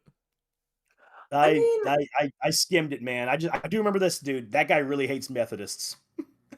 yeah. No, I actually read a good portion of it. For what I remember, I mean, I think he has a little bit of an argument there, right? Like, the problem I have with Thompson is he's often making this argument in terms of ideology and someone identifying as the working class. And I almost want him to make a more materialistic argument that he doesn't super make, right? Like, um, from a materialist perspective, I think there's like the best argument I found for that was that you look at what your average English person, how they are living in the 1600s, right? Um, and selling produce to make money or applying a trade in London to make money, like being involved in the cash economy fairly early in history, relatively in the 1600s, um, does create more of a sort of a working class identity, right? Like we're not bartering, like most people were in the world at the time. These English farmers are selling to market, and that I think that is relevant, right? And England is becoming a fairly urbanized place in Europe much earlier than the rest of Europe is, Yeah. which I don't think causes a identity as a working person, and in fact, you could argue you actually see that a little bit in the American Revolution, because where are the biggest disputes that are leading to the American Revolution? They are in port towns, and they're among lower income workers in port towns. They're people who work at the docks, Mhm. get paid shitty wages, and get pissed off at the British for having taxes or getting involved in their lives. Yeah. Oh, another one to point out too. I'm sorry, I got to throw this here, man. Uh, yes, dead on about the urbanism, but it's wrong. I don't even know if Thompson's using. I can't remember if Thompson used that phrase. It's not feudalism though. Yeah. And the book I read years back, and man, it is a slog of a book, but it's a very very enlightening book. An excellent piece of social history is The World We Have Lost, Mhm. and uh, he's showing like a lot of the misconceptions that people have about people who lived in the 1600s. One thing that come across from that is that English society is a much more mobile society than a lot of the other ones in Europe. Yeah. So Right. so we have this idea of like, oh, peasants born on the land, they just stay there because they're forced to or because they got no other way to go. But no, even the 1600s, your English peasantry is getting around, man. Like for people of their type of class in Europe, they're one of the most mobile. Um, Yeah. and less tied to family. I say less so, trust me, more so than us today, tied to family. Less, of course, we're more mobile, but no, for that era, they're a fairly mobile group.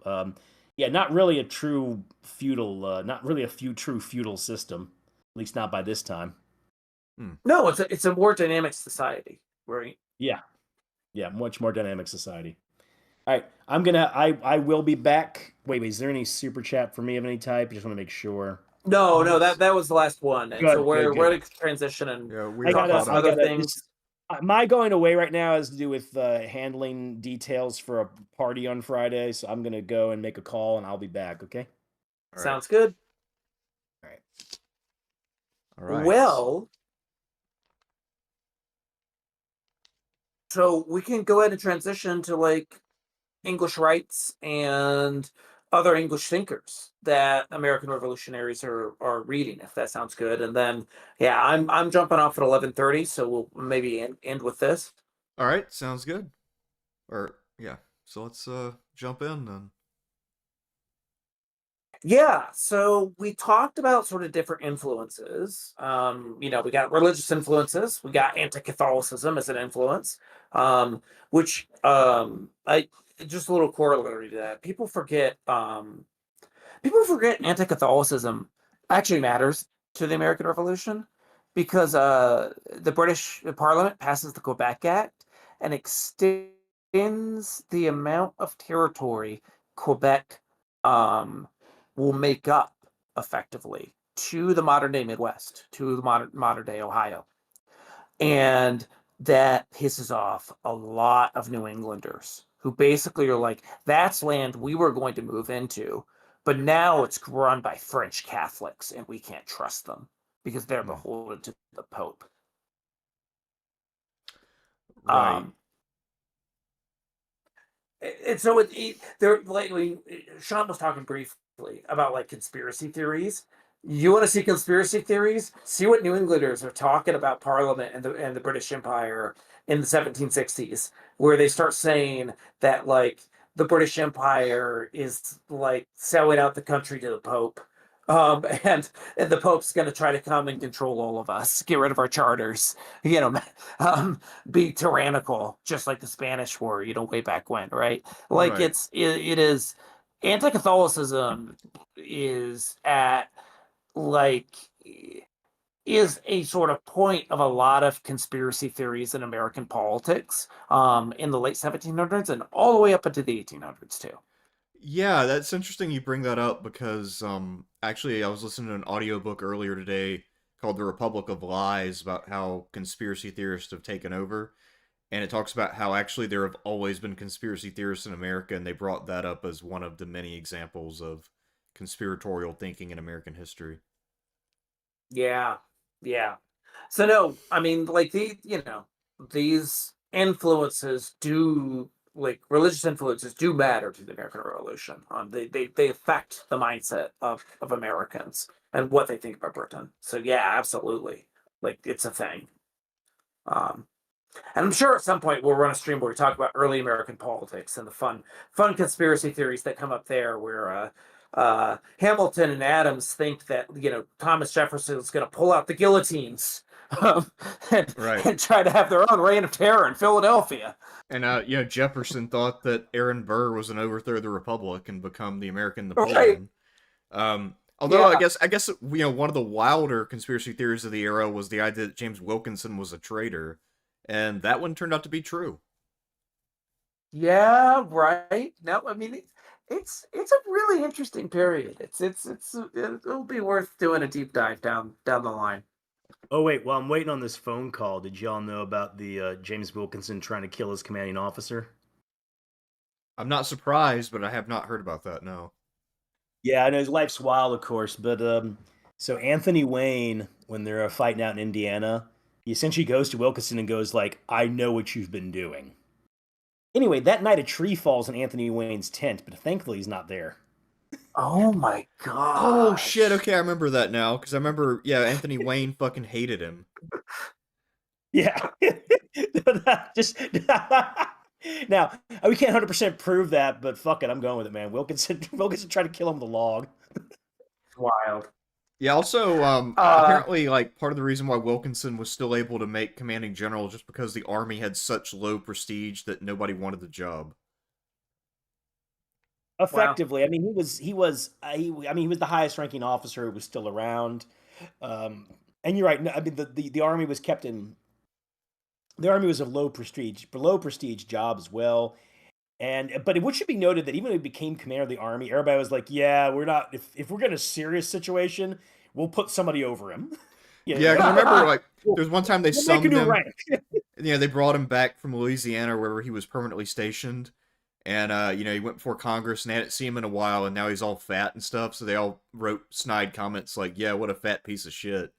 And then, so it's funny how, like, everybody in Congress agreed this guy seems like just a total waste of space, and yet they had no real interest in actually removing him, just because it wasn't worth the effort. Yeah, and also the amount. I mean, the army being as small as it is, the amount of power that the army wields is relatively minor. A good book, by the way, for all of this is Eagle and Sword. Is a pretty good book to read about the development of the American military at this time. But anyways, let me go ahead and get this phone call going. All right, I had to bring up the tree falling on the tent, man. That's a good story. So let's talk about one of the most boring, but probably the most consequential influence on American revolutionaries, and that is English political thought at the time. So this was the focus of Bernard Bailyn's Ideological Origins of the American Revolution, written, I believe, back in the 80s, might have been 70s. So we're talking like 50 years, and still probably the most influential book on the origins of the American Revolution. And there were some people kind of even earlier. 1967. There's some people even argued against, like, have tried to argue against Bailyn's point, and it's weird because I originally did not support sort of Bailyn's argument, but the more I read, the more I think it's kind of stood the test of time. It is a very convincing argument. So Bailyn basically goes and says, yeah, sure, Enlightenment thinkers, still important, stuff like that. But let's look at what, like, say, Jefferson or Washington or Adams were actually reading at the time. And what he finds is that they're reading a bunch of obscure Whigs, Whiggish political thinkers from Britain in the late 1600s and early 1700s. And that they're basically reading these Whig proponents of sort of Whiggish political ideology that is promoting this idea of English rights effectively. And what are English rights? Well, there's this whole ideology that develops out of the Glorious Revolution, which basically says that English people, that Britain is a wonderful place. Britain's a wonderful place because it establishes a set of rights for English peoples that have been established over the course of many decades, hundreds of years, through English common law. That's effectively rights that English peoples have, right? That protect English people from tyrannical government. And that Parliament largely follows these laws, and that English people are protected by the courts from tyranny. The English peoples have the right to habeas corpus. They have a right to a fair trial, and they could always just defend their rights in a court of law. And that's basically what makes, according to these sort of Whiggish proponents, that's what makes the British Empire great. That is what makes it different from the French or from France or from Spain or from these more like monarchical, tyrannical governments, that there are set laws that Britain has and that English peoples have rights. And American colonists are reading this stuff left and right, basically. And this is the most interesting thing. And so you can kind of put a bunch of arguments together, but American colonists don't see themselves as British when those colonies are established. But by the mid 1700s, they see themselves as British politically. They feel more British after the 7 Years' War than they almost ever have. They have there's this wave of patriotism sweeping the colonies at the end of the 7 Years' War. We be Catholic France. Britain's this wonderful place. And yeah, the British Army, sometimes we have disagreements, but we are strong citizens of Britain, basically.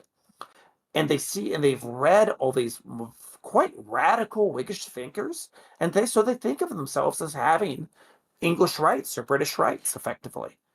So what happens when Parliament starts treating them like colonists and not like inhabitants of London? And what if they sort of put together that political ideology, this idea of having English rights, with the idea that they not only have English rights, but they have English rights that apply to their own self-governing institutions. They have the right to be represented in the House of Burgesses in Virginia. They have the right to be represented by the Massachusetts colonial legislature, right? So there's this conflation with this idea of Britishness and this idea of political freedom and political rights, but it's a very different interpretation of that than actual British people not in the colonies have. And it's this disagreement between those interpretations that causes the huge issue here. Right. So I guess a lot of it's sort of the notion that to be a proper Englishman and enjoy the rights of an Englishman, we have to actually break away from England to secure that. Eventually, that's where they go, but it takes a while for that to happen, right? Because basically, at first they're just trying to say, "Hey, look, we have our English rights to our legislature. Why don't you just understand that? Just let us pass taxes, through our own colonial legislature, and there's no problem. Who cares?"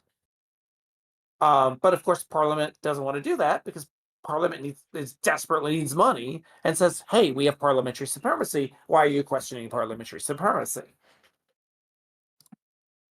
Hmm. So that's kind of anyway. This English rights thing and these English rights pamphlets are actually really important. Actually, if you want to show this to your stream, pull up Henry Kerr. Henry Kerr is one of these English political writers and journalists. Let's see. Care spelled how? Care. Okay. And so we wrote this pamphlet called the English Liberties, basically. Also super involved in anti-Catholic conspiracy theories, unsurprisingly. Well, I mean, who wasn't back then, you know? Except the Catholics, I know, obviously. that's right.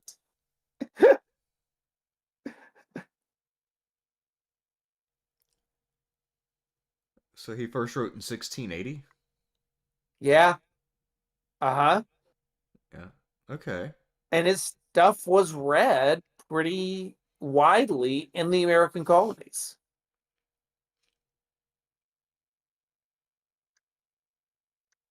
Interesting. So, I've never heard of him establishing before. like the sorry, go ahead. Yeah, I've never heard of Henry Kerr before. Yeah.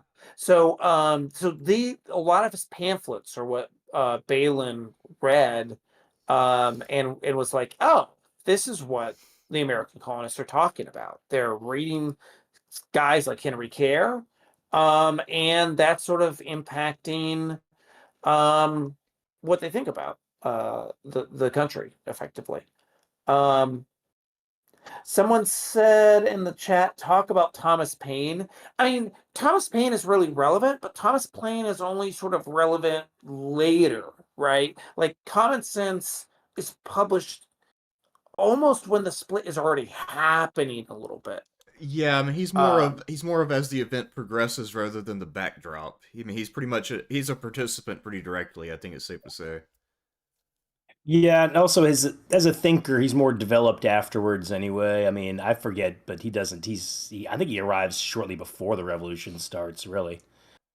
yeah, Um, right. One of the other ones too is Ideological Origins of the Revolution was written originally as an introduction to a collection of pamphlets and then was expanded.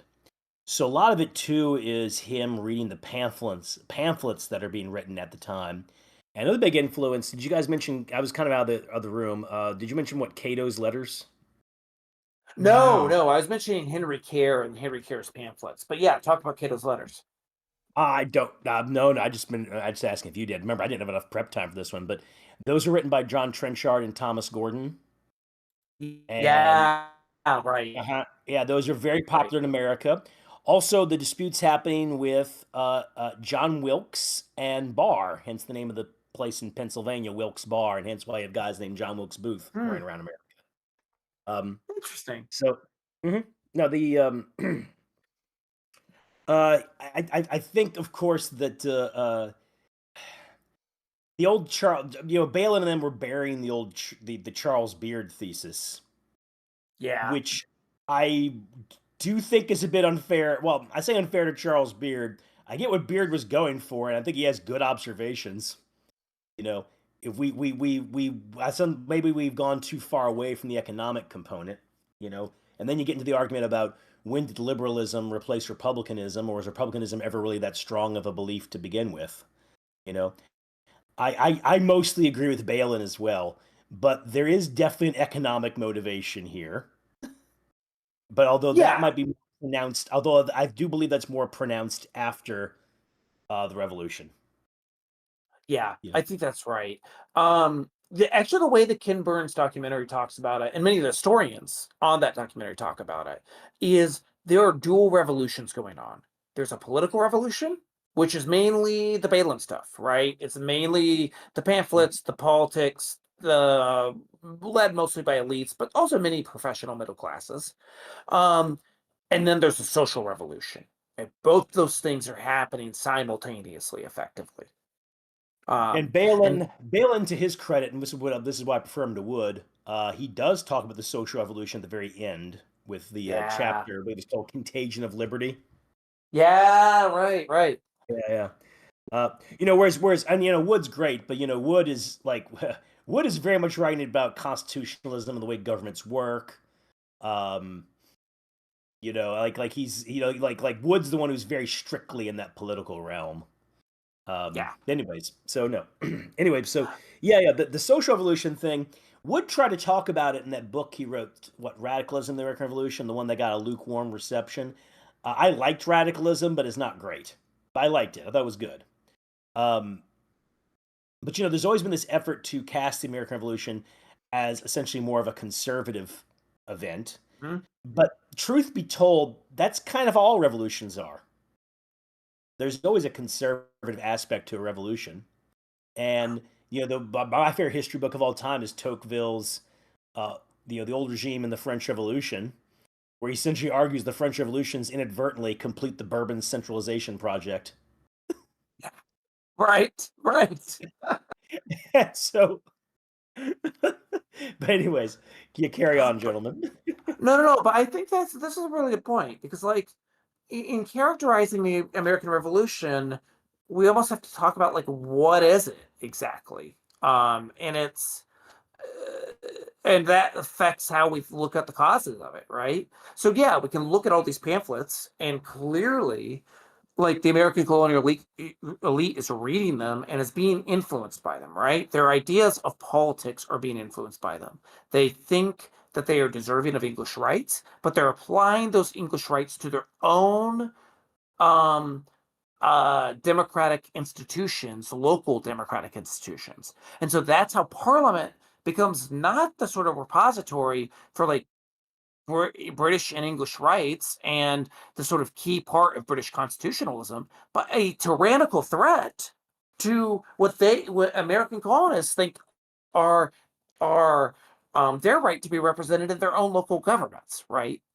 Mm. Um, and so this is where the sort of the idea of like Parliament appointing royal governors and having their salaries be paid directly from Britain as opposed to colonial legislatures controlling their salaries is an affront on English rights, right?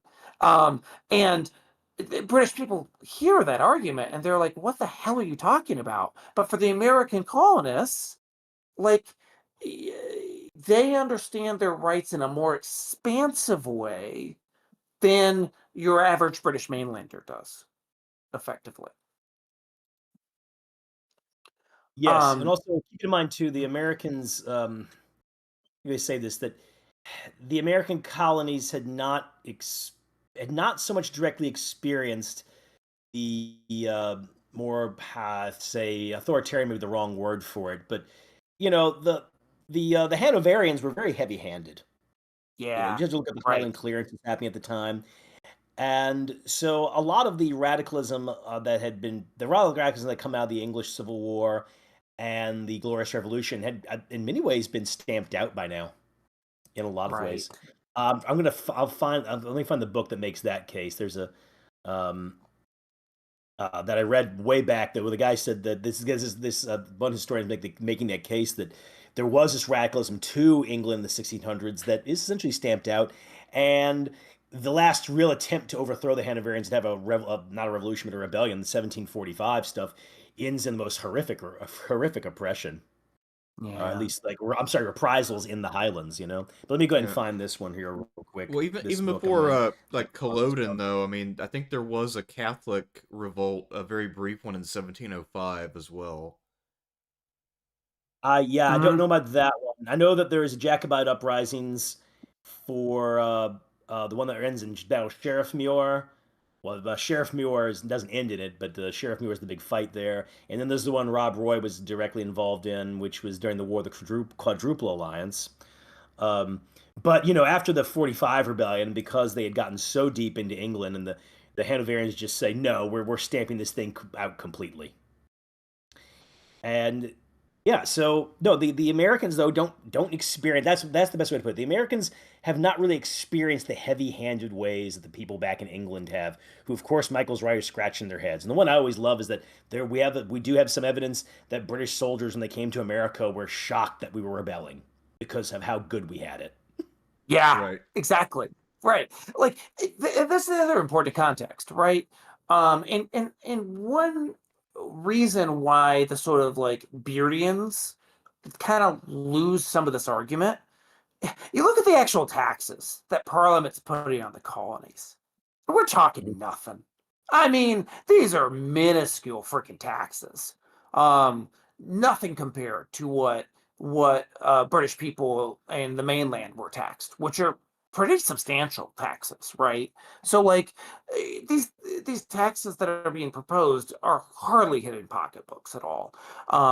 One thing to note, though, who are they hitting? Well, the Stamp Act tax. Who does it affect the most? Lawyers.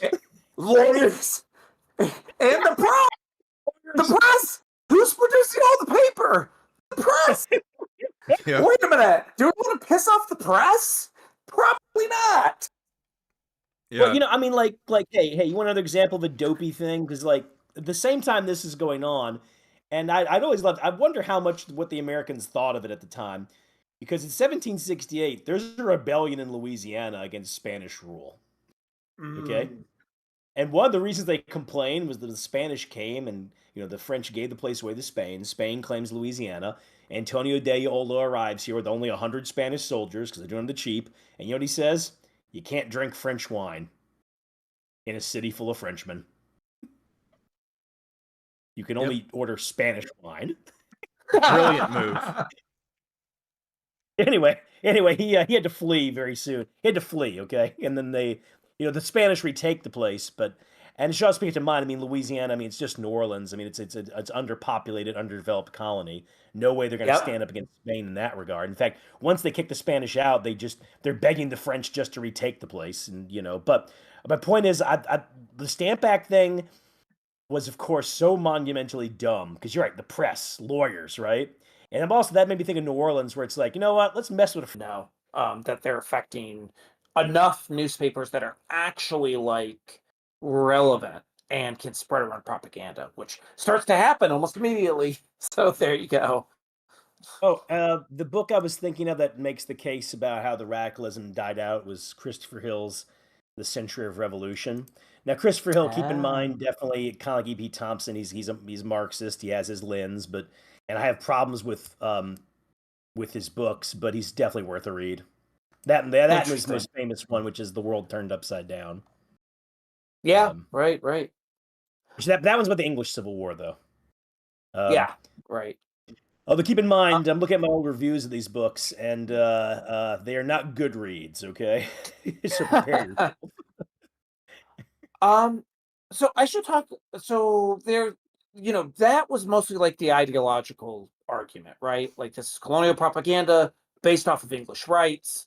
That's what's influencing people. We should talk a little bit about the Neo-Beardians, though, because they have some interesting arguments, or at least not all the Neo-Beardians, but people who are responding to this ideological argument. So one of the most recent, more popular arguments has been the American Revolution is not about all this political rights stuff. It's about slavery and Western expansion. Yes. I'm very sympathetic to the Western expansion one, and the slavery one I would not ignore. Yeah, I think so, and I think this is. I hope at some point these two sides don't just argue against each other, but argue a little bit more nuanced in a nuanced way, right? Because we have to think about the American Revolution like stages. And the first stage are these port cities, you know, Philadelphia, New York, Boston. But it explodes in Boston for a reason, right? Like, and what Bostonians care about is a lot different than what Virginians care about. And so I feel like there's like two questions here. What are the causes of Bostonians to Massachusetts folks to rise and revolt against the British Empire? And then what are the causes of the other colonies to join Massachusetts in that revolution? And keep in mind, Virginia is one of the radicalizing influences in the Continental Congress. A lot of the Virginians are some of the first ones to espouse, let's just declare independence. Let's just do it. Right. You know, Richard Henry Lee being a big voice for that. Patrick Henry as well. But yeah, Richard Henry Lee in particular. And actually, that's what happens. John Adams essentially just makes an alliance with the Virginians because very early on, they're the two groups that say, let's split. Fascinating. And I think in the case of Virginia, that's where Western expansion is a bigger deal because technically by their charter, they can expand to the Pacific Ocean. Yep. So think about that state. Yeah, no, that's exactly right. And so the big proponent of this argument is Woody Holton. And he's written multiple books on this stuff. But Holton goes through. Let's take a look at these Virginians. All the prominent American revolutionaries from Virginia: Madison, Jefferson, and Washington. And guys, what are all their professions? Because they have multiple professions in common. What are they? Well, land speculators. They're land speculators and they're plantation owners. And so when we say they're land speculators, what does that mean? They are surveyors. They are trained to go out and survey land. So they make money going to the West, going to Native American held territory, surveying it, getting a deal from Native American nations to buy that land, and then sell it to American colonists. So Britain passes the thing called the Proclamation Act of 1763, which bans Americans from moving west. Now, of course, the British Army is not sitting on the Appalachian Mountains saying, no, no, no, you're not allowed to go here, right? So what's this banning? It says banning elites like Washington and Jefferson from going out and surveying and making money legally off of selling Western lands. It's not banning your average poor farmer just going across the border. They're going to keep doing that, right? But Washington and Jefferson can't make money now, right? So What ways? Man, I really got to read this guy then. It's funny it's a you good say argument. I no, my 2005 revolution professor was a guy he had to do it as like a fill-in. The regular guy couldn't do it. I forget who it was. So they bring in this guy who wasn't a professor. Mm. And he did teach me some stuff, but he was also a proponent of this thing. He liked Wood and Balin, but he also said, "Hey, always remember, land speculators." Yeah, Yeah, that's yeah. exactly right. That's exactly right. So He says, that's "Never, one never." part of it. Yeah. The second part is the slavery part of it. And what does slavery have to do with the American Revolution? Well, have you guys heard of the Somerset decision by any chance? Yes, I have. I have Yeah. not. That Oh, go ahead, Thersites. I just said I haven't. So Oh, okay. So, Somerset decision has become a pretty important argument in trying to figure out why is especially the American South so gung ho for revolution. So, Somerset's decision is basically a decision where this guy by the name of James Somerset, and I believe I have this right, but I haven't read the work on this for a couple of years, so sorry if I get some of the details wrong. But a guy by the name of James Somerset is brought to England. So James Somerset's an enslaved person, lives in Jamaica. His enslaver brings him to London.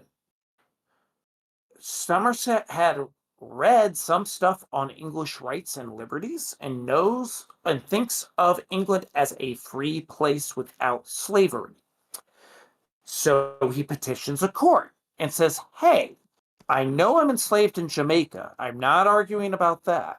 But now I'm in England, and England's a free country. Therefore, I should be free. An English judge basically agrees with him on this. Now, the actual case is a little bit more complicated. It has to do with sort of mistreatment. It anyway, it goes back and forth. But the judge basically says, yeah, England's a free country. There is no legalized slavery in England, is what the judge says.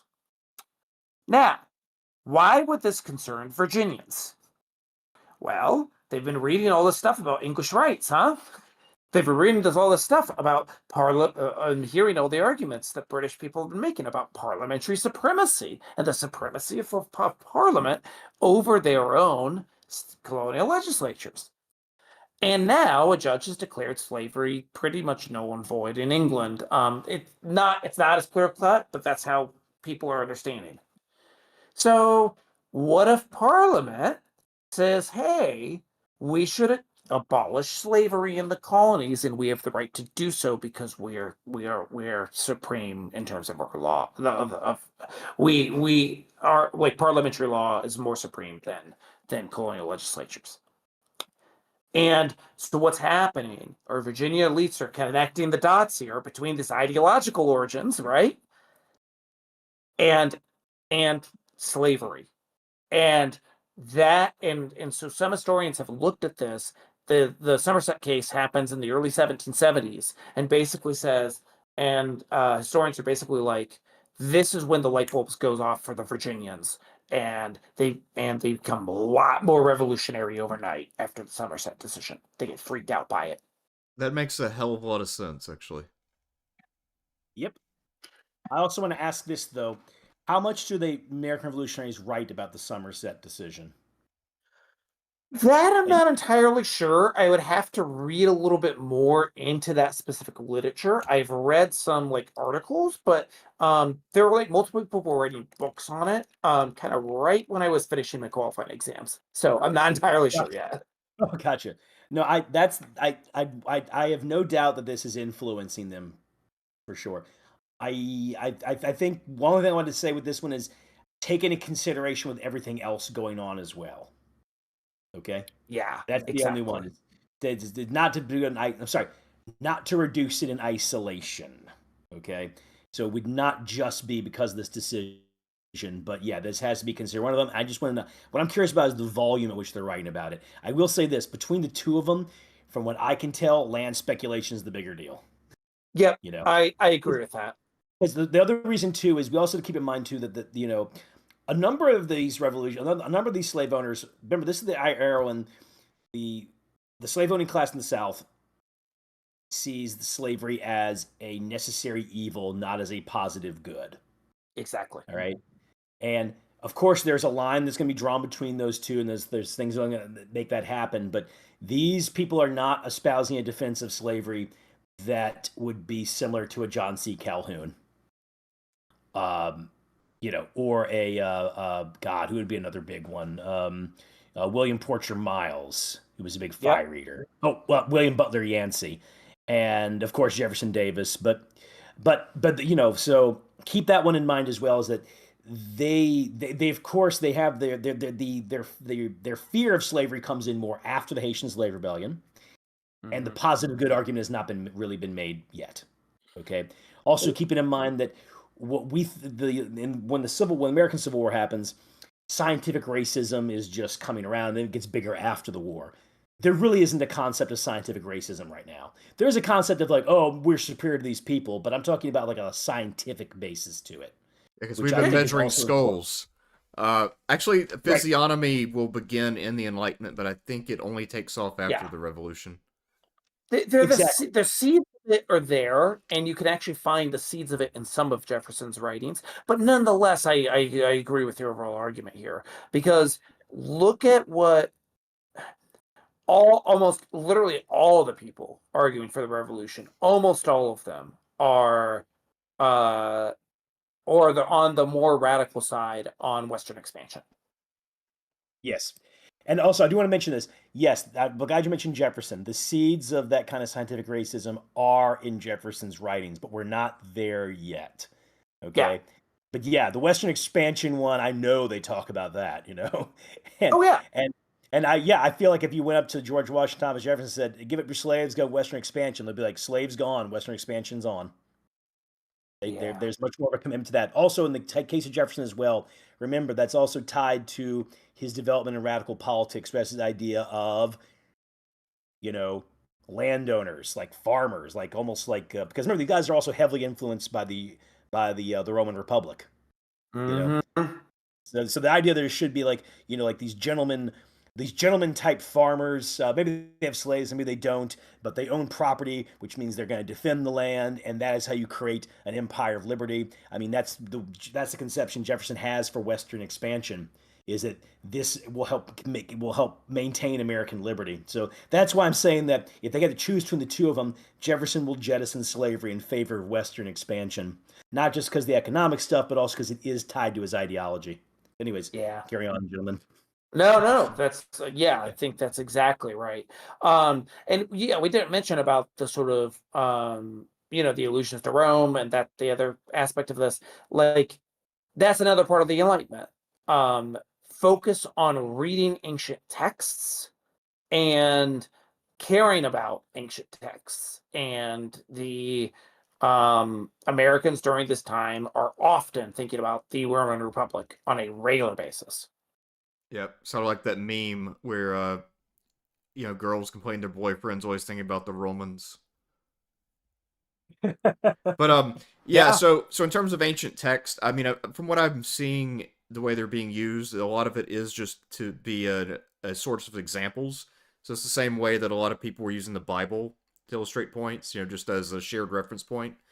In terms of deep engagement with a lot of these texts, I don't think that was actually happening that much. Um, However, when we get to, and we'll do this in a later stream, but we get to the debates that shape the Constitution, there will be one ancient Greek historian who actually will come into vogue among the founding fathers, and he's not one of the more famous ones, by the way. But he is Huh. somebody I've studied because I actually wrote my master's thesis on him. So to go back to when we were all at Kentucky, that was what I was studying at the time. Yeah. Wow. Yeah, no, we should definitely talk about that in a later Well, yeah, stream. man. That'd Come on, be man. interesting. Yeah, come on. It's Polybius, right? It's Polybius, exactly. It was also, part of that arcade. Well, not an urban legend. One of the most intricate not frauds, I guess, but one of the most intricate pranks ever played was convincing people that there's an urban legend about an arcade machine called Polybius. But we are not here for that, sir. Yeah. But no, there's a great video on it. Watch it. It's one of the greatest pranks ever pulled. And yes, it is connected to the historian Yeah. Nice. because Okay. because of the Polybius code. Ah, okay. I'll have to look into that. So I'm quickly coming up to my time of having to cut off. Um, but I think we pretty much hit all the big influences. I don't know. Were there any ones you thought we missed? I can't really think of too many. I mean, I guess the good Kind thing of, is we'll have other chances to, re to go back and cover anything we might have missed later. So Awesome. yeah, Well, I think it would be fun to do another stream, kind of keep up the American Revolution, you know, uh theme going for the 250th, and talk about some of the main events leading to the revolution, and then maybe jump in a little bit to the military history in 75, 76. yeah, for sure. But we'll see. yeah. Well, 75, we did Bunker Hill last year. I guess we do New Nice. York, New Jersey. I mean, there's also the Canadian campaign, but I'm not as well read on that one. And I'm not exactly gonna do a whole stream on the British failure to take Charleston. Man, the Canadian campaign is wild. Yeah, It's worth talking about that. Literal firefights in crazy the one. streets of Quebec City in a snowstorm with visibility of like 5 feet. Yeah, no, definitely one of the wildest battles of the entire Musket era for sure. And then you have Richard Montgomery dies in the attack, and Daniel Morgan. I mean, we're talking about why people fight, right? Like Daniel Morgan, he fights literally just because he hates British people. Wow. He hates the British. So when Daniel Morgan says he will not surrender to the British, he instead surrenders to a French priest in Quebec because he Jeez. refuses to do it to a British soldier.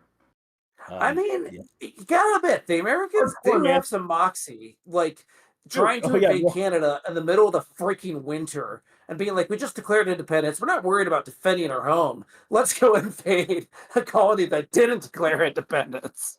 Oh well, but what's his name just collapsed. I mean, British authority collapsed so quickly, so suddenly because they didn't have troops everywhere else. You know. Yeah. Yeah. So, and not to mention the fact that I mean, and I mentioned that about Daniel Morgan because there are people whose interests are more money based, like John Hancock and Benedict Arnold, and there's also the people like Morgan who just don't like British people. But there's another one too. Is your your intercolonial fights. Like, Ethan Allen though, although Ethan Allen did have some did actually have interest in Enlightenment stuff. Like he wasn't really too much into religion, but Allen's doing what he's doing because of disputes over the Hampshire land grants. Right. The belief. Yeah. So if you can side with the Americans, maybe we'll just get a better deal that way. Because Vermont, what we call Vermont today, at that time is a pretty wild place. Right. Yeah. Yeah. So there's a lot of grievances that are all coming together, and British authority just collapses all at once, and it was never very powerful or pervasive to begin with. And I guess that's when people ask me, like, what causes a revolution? I'm like, well, one of the main ingredients is you need a government that is just oppressive, or more importantly, ham-fisted enough to piss you off, but not strong enough to really scare you. Exactly. Yeah. Yeah. That's why really ruthless dictators don't suffer revolutions typically. Yeah. Typically. And the British learned that the hard way. But hey, in the end, they come out of the American Revolution honestly in a pretty decent position. So No, they come out of Waterloo in a decent position. That's fair. Yeah. No, they're looking pretty bad when it's over. One thing I would say though is the British come out of the revolution better than they had any better position than any right to be in. That's what I would say. Quote Ray Arnold in Jurassic Park: "It could have been worse, John. A lot worse." Well, so this is the Ken Burns documentary talks about this. There's a historian basically making the argument that King George believes in domino theory in the 1770s, which is why he's so like, this war lasts for like 8 years because of that, right? Like, they are afraid if the colonies go, Jamaica's next, like, and it's bad to lose Massachusetts. It's a disaster to lose Jamaica. Right. Yeah. But of course, I hate to break it to any American listeners out there, but the crown jewel of the British Empire was always India, not America. Course. Yeah, but not this time though. I think it already was. Not yet. I mean, it was close to it. No, the crown jewel of the empire right now is the Caribbean. That's where the money's at. Well, I mean, during the 7 Years' War, their biggest acquisition was kicking the French completely out of the rest of India, though. And now they're really consolidating. But essentially, no, the British, the sugar trade at this point, though, I mean, they don't call it white gold for nothing. The American colonies are important to the British, though. No doubt about it. They're not just fighting this war off of pride. They have definite economic interests in the colonies. And of course you say it could have been worse. I mean, the British get to hold Canada and Florida. Well, actually, Florida gets lost to the Spanish. Oops. But, we also invaded Florida in 1770. Yeah, we launched a southern invasion of Florida. So the Canadian invasion probably should be discussed along with the Florida invasion, which, if you really want to read about Americans just blundering around a place, read about that one. There's no real major battles fought in Florida. The forces involved are small, but the American commander was Robert Howe, who's easily one of their worst generals. Interesting. Okay. Yeah, I'm excited to learn more about that. I do not know almost anything about the Florida campaign, so. Yeah, I'd have to read up on it again, though. It's been a little while. But anyways, I wouldn't have any super chats for Michael, do we? Actually, I can't see. The stream just crashed on my end. We don't have any specifically for Michael, no. Okay. Just one quick. All right. Well, I might leave you guys to it, but thanks for the stream. It was fun to talk about this. Yeah, for sure. The like ideological stuff, and look forward to doing another one of these soon. Yeah, for sure. I'd like to do some more stuff on thoughts sometime. I got some more preparation. I can comb back through some Forrest McDonald. But fun stream. Thanks, Michael. Yeah, all right, thanks, Michael. You guys. And we'll definitely be doing more American Rev stuff this year. And another thing, I guess we didn't get into it, but 2 more notes. One is that in the future, I definitely want to talk more about guys like the Baron de Halbach. That's one thing. Oh, yeah, fascinating, man. But much more importantly, though, the Enlightenment brought with it con artist. People trying to pull off flim-flam and scientific hoaxes, so people faking fossils, people doing all kinds of things. But the best example of all, by far, is something that happened in the reign of George II. And Sean, tell me if you've heard of this. So, All right, I'm gonna head on out while you tell that story. Take all care, right. guys. All right. Good night, Michael. Good night. During the reign of George II, there was a woman named Mary Tofts, Tofts, and she successfully faked birthing rabbits. And she did so convincingly, by the way, including rabbits and then bits of dead rabbits, that the royal physician visited her and bought the story. Oh my God. George II actually almost gave her a royal pension for this until somehow somebody figured out that it was fake.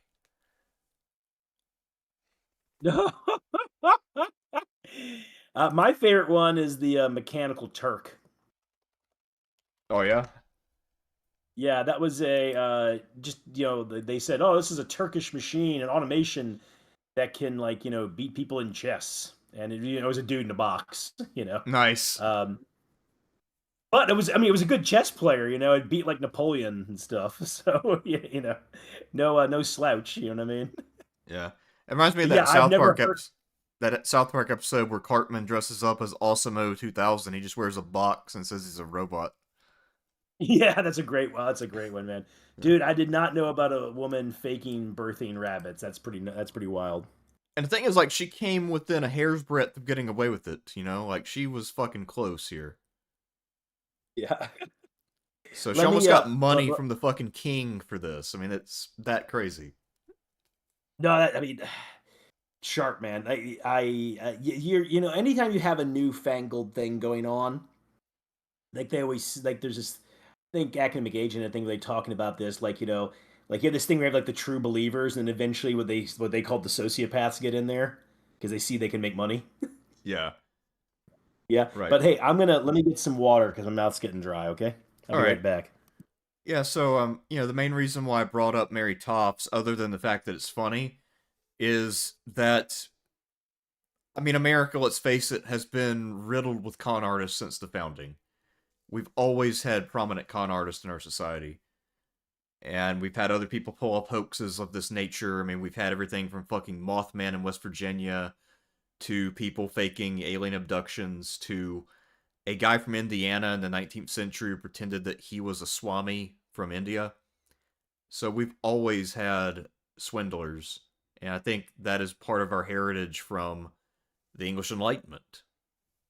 At least that's what I'm going to make, the argument I'm going to make tonight that I'll probably forget about going forward.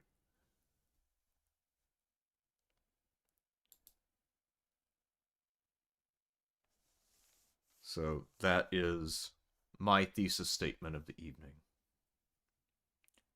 Mary Tofts should be America's patron saint.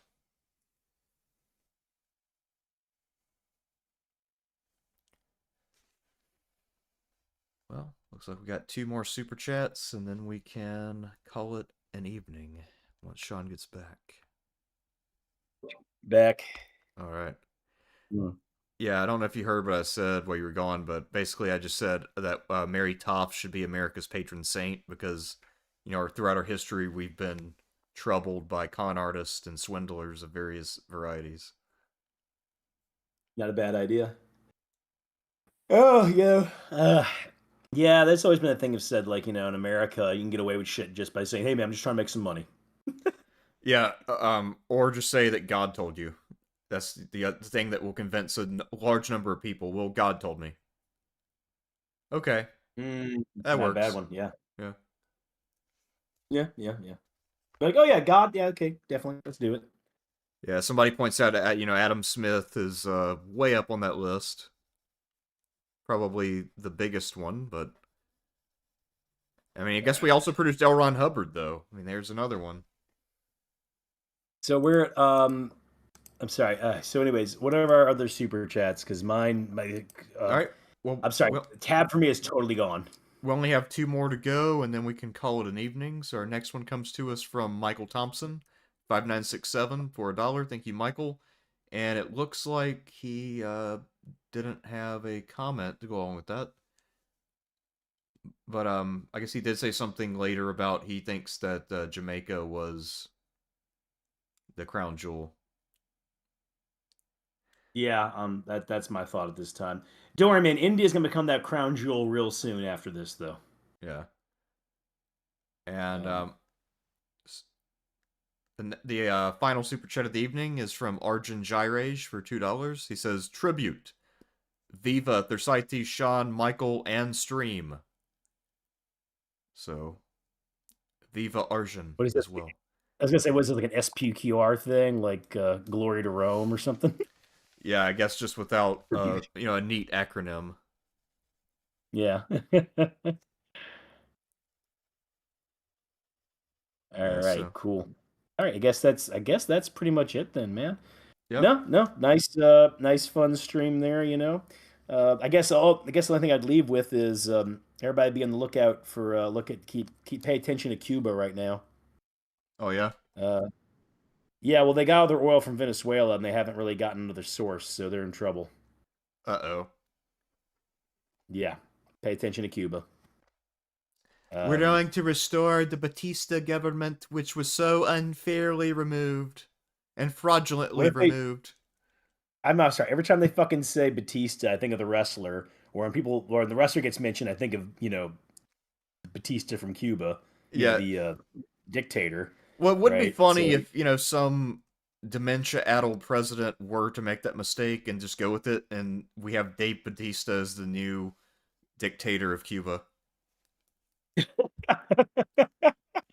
Did you like Batista as a wrestler? Yeah, he was actually not bad at all. He's actually also not a bad actor either. No, no, he's proven to be pretty good. Uh, you saw him. He's really good in Blade Runner 2049. Yeah, no, Batista, I know at one point somebody got onto him because, looking out of the axe and he's like over 50, he doesn't have the muscle mass he used to have. So like how if you're The Rock and you're doing roids to keep up the muscle mass, you get criticized. If you make the healthy decision and don't try to maintain the body mass, you get criticized. So you literally can't win. Uh, but also like he kind of like without the muscles, he kind of looks like Jeff Goldblum. Mm. Huh. But yeah, no, I like him. Okay. Yeah, no, I liked him in Blade Runner 2049. Of course, he was fun as Drax in those other movies. Oh, he's good in the Dune movies. Of course, in that one, he's just playing the kind of guy who just goes, he's playing Raban, who Yeah. is about as one note as it gets, right? Yeah, Beast Raban. Yeah. Yeah. um. Yeah. No. Yeah. You want to do a wrestling stream sometime, man? Yeah, we could do one, especially if it's I guess one that might be fun would be like a WCW kind of what went wrong stream. Yeah, because they really had it for a minute there, man. The '90s. Yeah, because I mean even before that, I mean they had a pretty stable business. It wasn't booming until Hogan came and they started acquiring a lot of talent by spending a shit ton of money to steal high, big name value wrestlers. But I mean even before that, they were still making some money. And a lot of it has to do with corporate decisions, and Ted Turner lost a lot of power within the company because he was the one who was pushing for wrestling. Like most of the other executives weren't interested. And actually, they were still, Yeah. even though they were losing by the late '90s, they were still making a lot of money off wrestling. It's just the other executives thought it was low class, and they're like, yeah, just sell it to McMahon. Who gives a shit? It's what's interesting about Ted Turner because he had like his own, it's like personal interests, right? Like, funding the funding Gettysburg, pretty much. You know, uh, I don't think that movie's not going to happen without Ted Turner. Yeah. Yeah. No, Ted Turner's an In fact, interesting guy in a lot of ways. I mean, he also pretty fairly humorous for a billionaire type. to be fair though, that was kind of a thing at that time. Um, was like, the idea of like, I'm an accessible guy, or I have a pretty good sense of humor about stuff. Because you also have the guy in the Virgin guy was also kind of that way as well. Um, no, we've really the idea of like the humorless uh, billionaire we have is really a recent thing, honestly, and that's just because we have a bunch of autists, right? Yeah, I mean, like, because I know Elon Musk and Mark Zuckerberg think they're cool, but no one else does. It's just them. No, no, and I mean, like, oh god, the other one too, that Sam Altman guy. He's actually the most awkward out of all of them. You know, Actually, I find Peter Thiel to be the creepiest, mostly just because of how he looks.